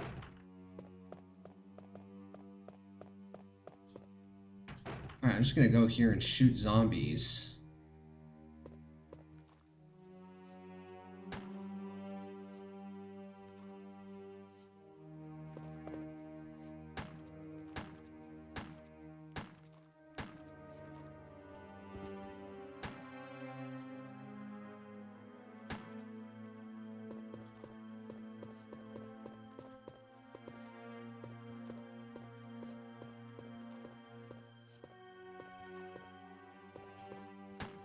Oh, fuck. Run away.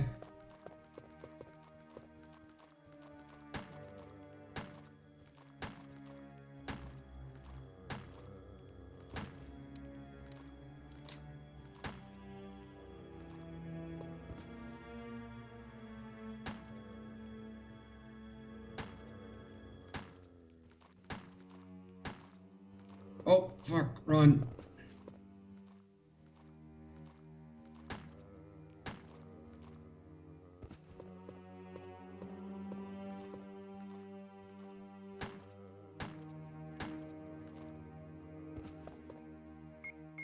God damn it. That was waste. It's even over here.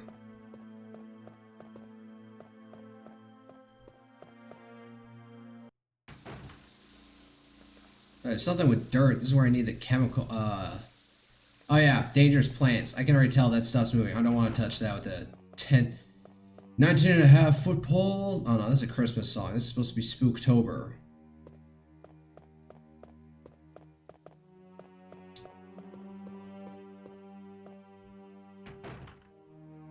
Rebecca, can you show up yet?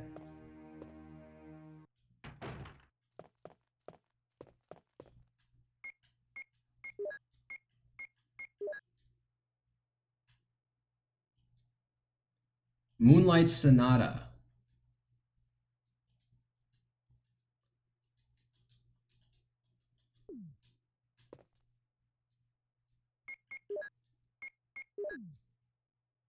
Chris unfortunately can't read music.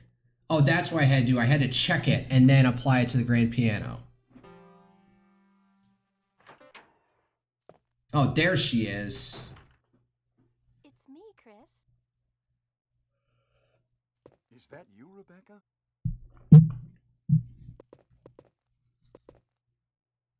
Ah, it's the Moonlight Sonata. Can you play?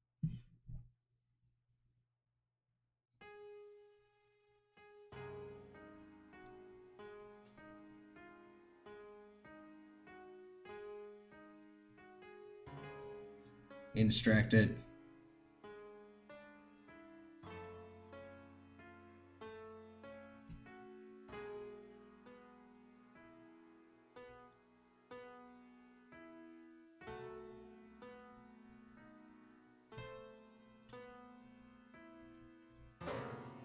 Wait, what is that? My interpretation is off a little. Chris, may I practice for a while? Yes. See? Just relax and play. All right.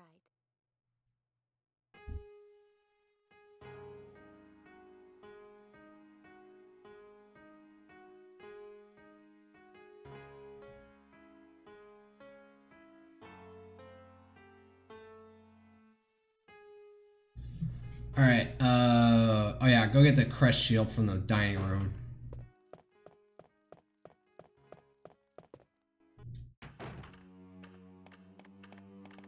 Nope, back this way, dumbass. Yeah, pick that up.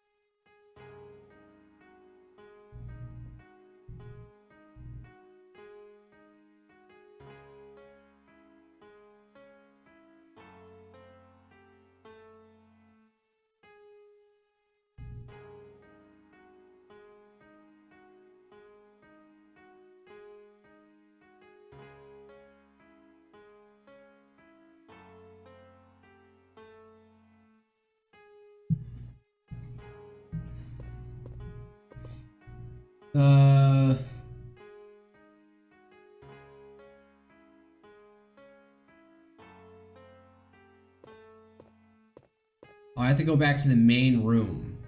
The main hallway. To trigger it, apparently.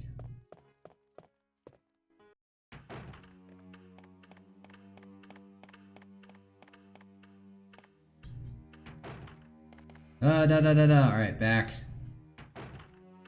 Once you know the patterns, or what the steps are, it becomes a bit tedious when things, you have to do certain things that you do inadvertently, just scrambling around the house.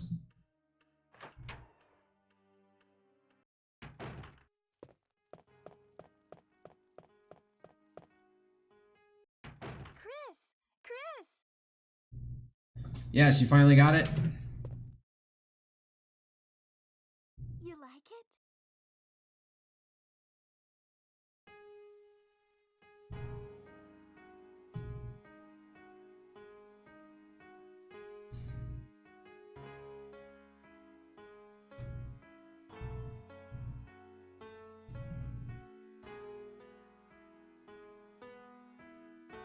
I like how pensive Chris is looking with his hand right across his mouth. That was great.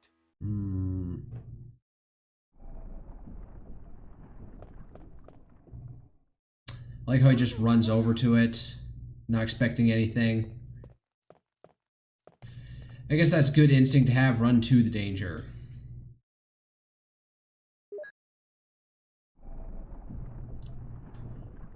Man, I just realized this statue's got some long ass hair.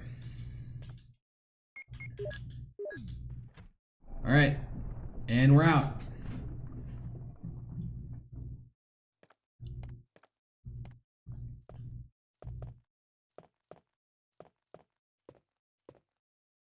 Alright, know what to do with that.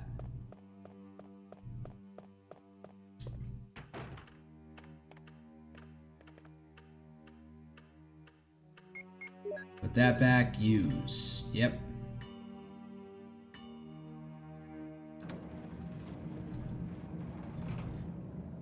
It's another small key, or wait, that's the shield key.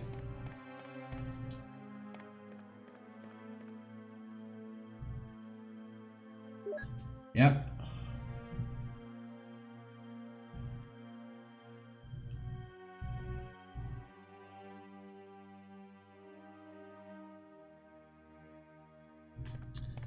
All right.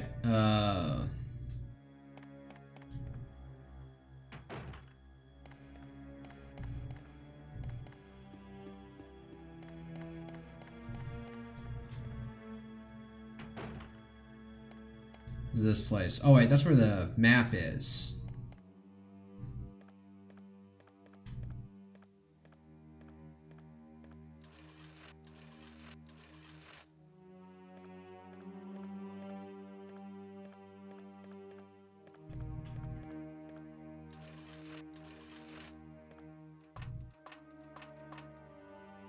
It's a map of the first floor. Yes, I will take it. What was over here?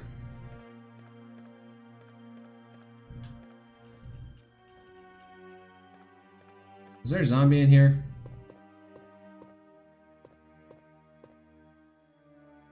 Indeed there was.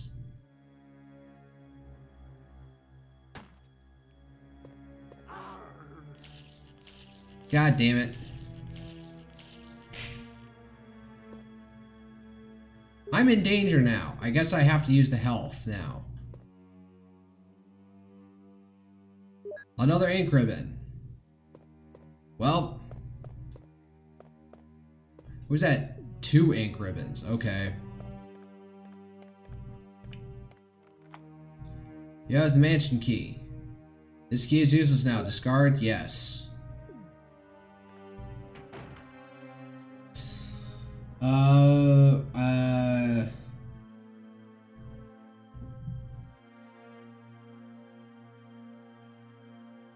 Oh yeah, we gotta avoid the dogs.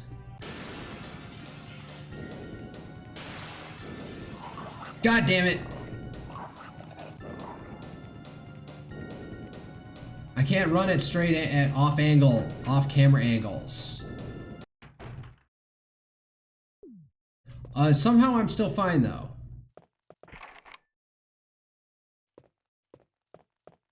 Man, the armor key is far more used widely throughout this building than,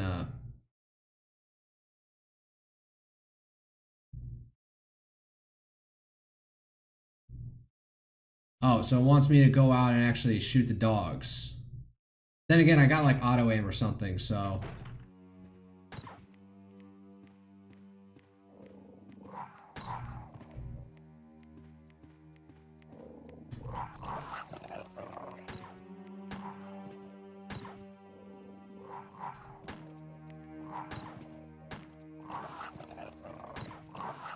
Oh, this is dumb. I really screwed the pooch on this.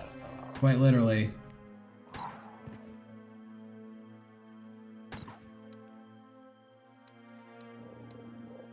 And I am straight up out of bullets.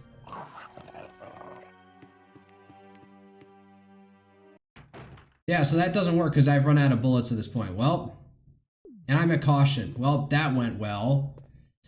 The game guide left me alone because it overestimated how many bullets I would have at this point. There's in here. Oh yeah, the tub. Filled with muddy water. Will you unplug it? Yes.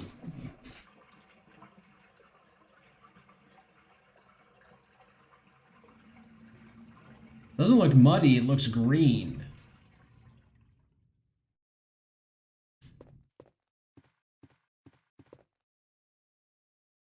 One small key.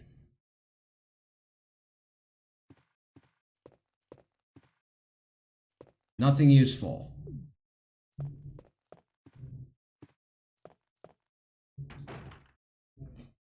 Uh...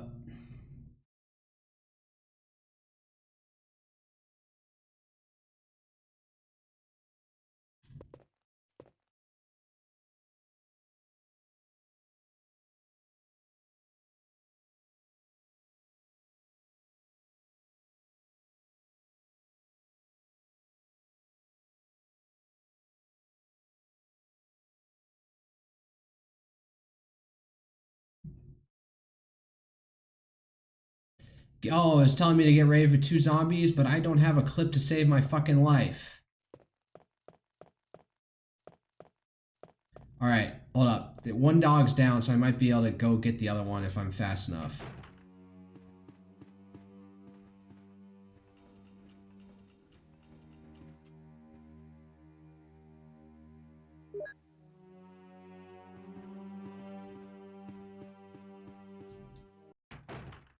Well.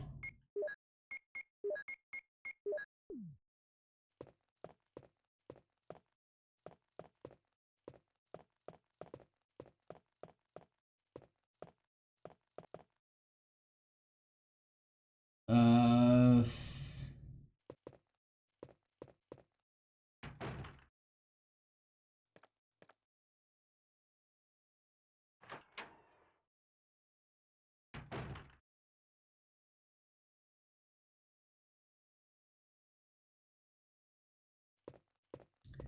Get ready for 2 zombies?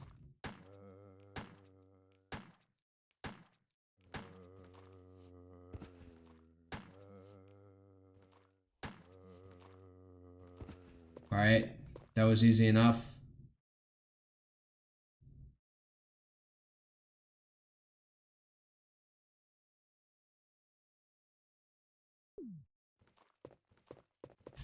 Fuck! Oh, I'm just gonna take damage here. Oh, I'm dead. Never mind. I had to pick up in my last save, which was a while ago. God damn it.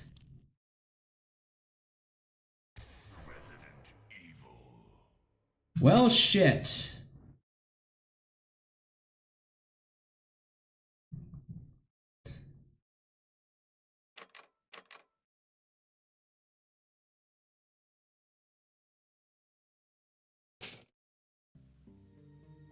All right.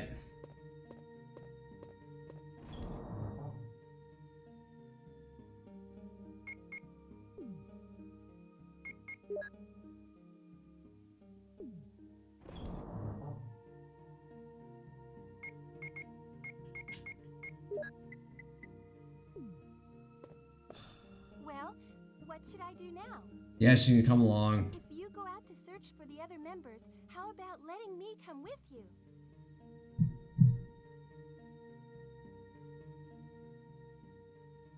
All right. Yes. Let's do it. Yes, sir. I'll do my best. I have to prepare something. Would you like to go ahead? Oh, this is the place where it wants me to go get the blue. I had to backtrack all the way to get the blue jewel.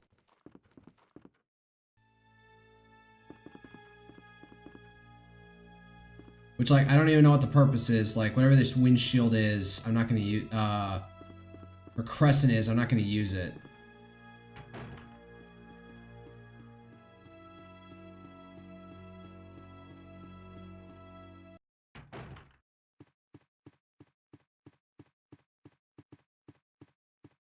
Why did I go all the way around like that?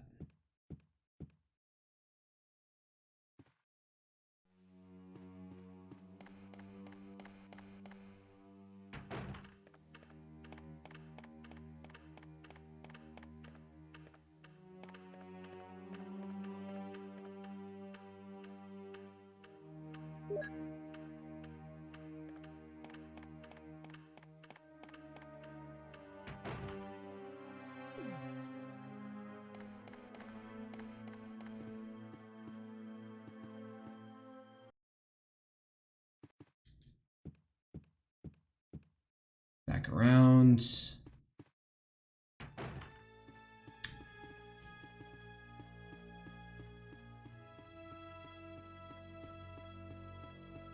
Oh, wow. Oh, my controller glitched. Oh, my controller's supremely glitched right now. Fuck.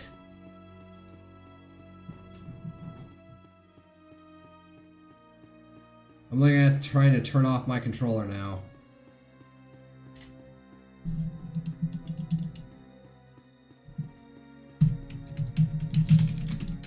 Really?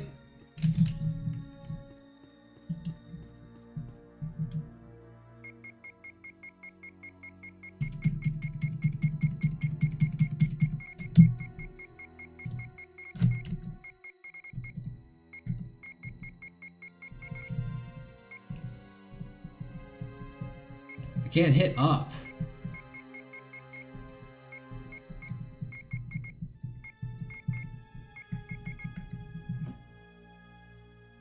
Hold up, let me turn on my controller again.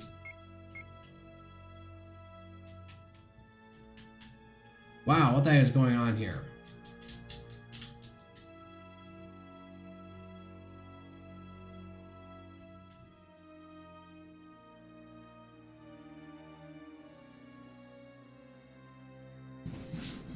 And my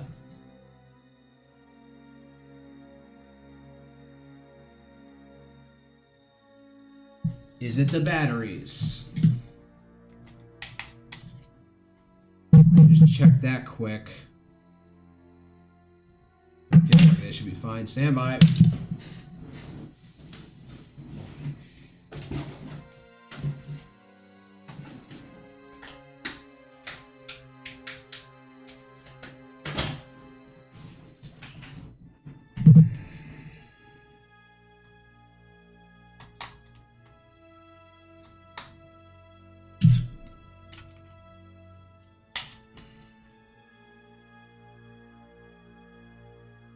Nope, it's still not connecting even then. Something's up here.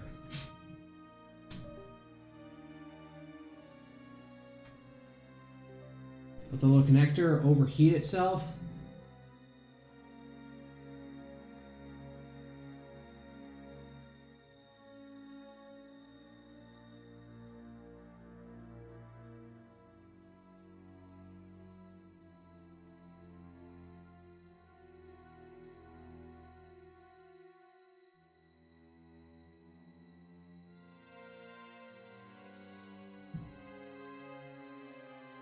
Man, I'm having real trouble with my controller right now. This is stupid.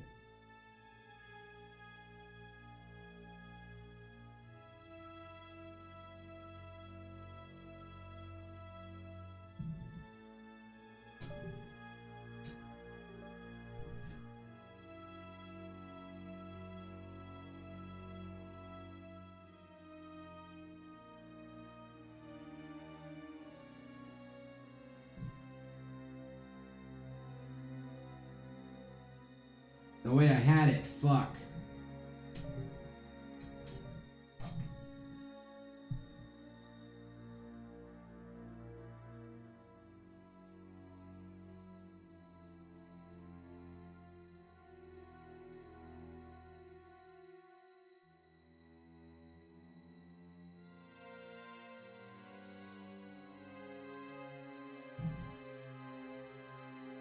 I thought I nearly had it.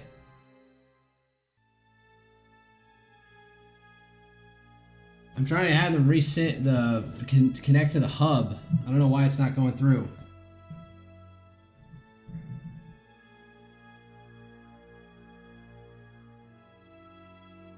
What the fuck is going on? They light up as if they're connecting, but the controller doesn't want to stay on.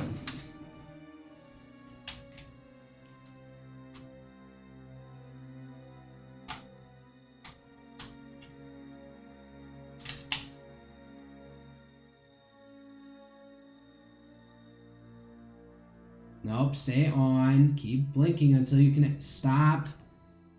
It blinks on once and then... What the heck? Is this just... Does this thing need to cool down? Is that what it is? It's too hot to operate? This is so dumb.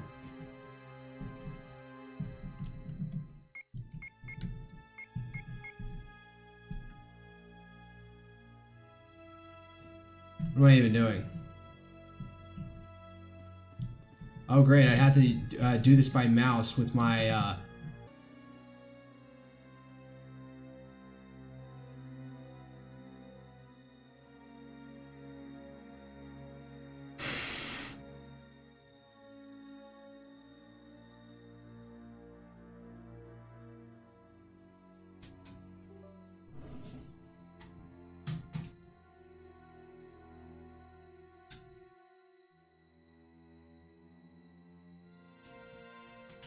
No, god damn it. Stay on.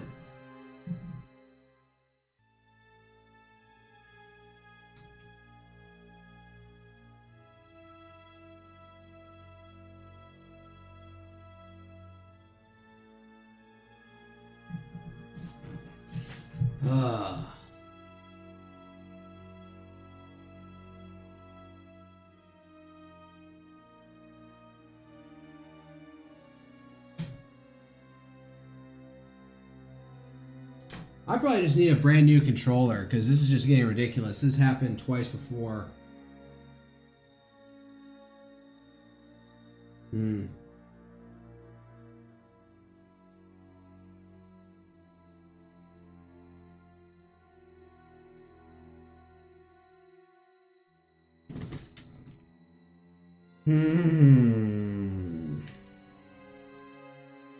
remember if this is an Xbox One or Xbox 360 controller.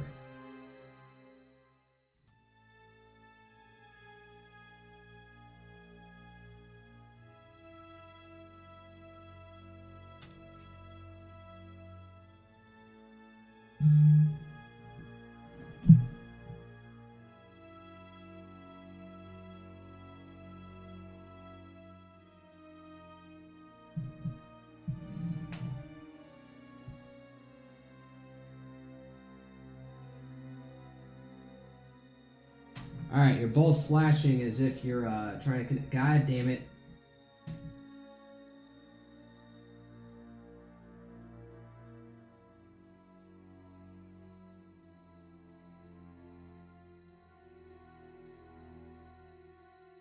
Oh my god, you're both alive. Now make the connection.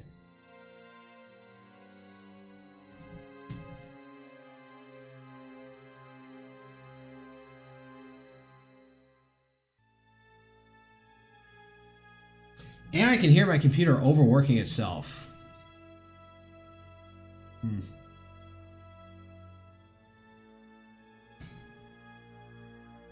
Well, at least my controller's staying on. It's blinking out of its mind to try and connect, but it won't.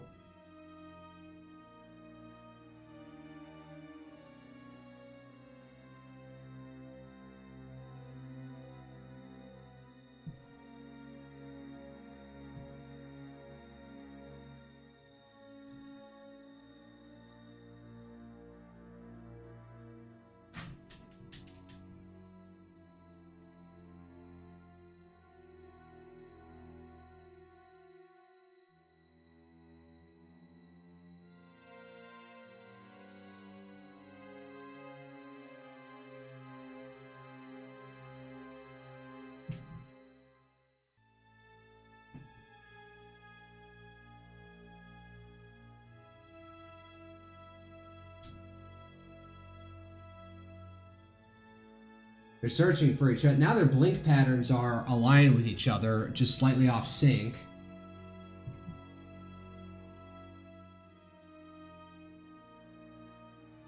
Come on, come back alive.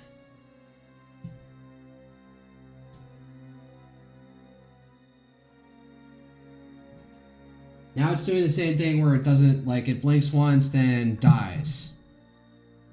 Alright. You know what? That's it. I'm gonna call it for this evening.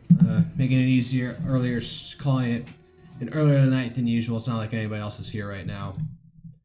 I'll guess I'll pick up where I started off with my only save in the game thus far.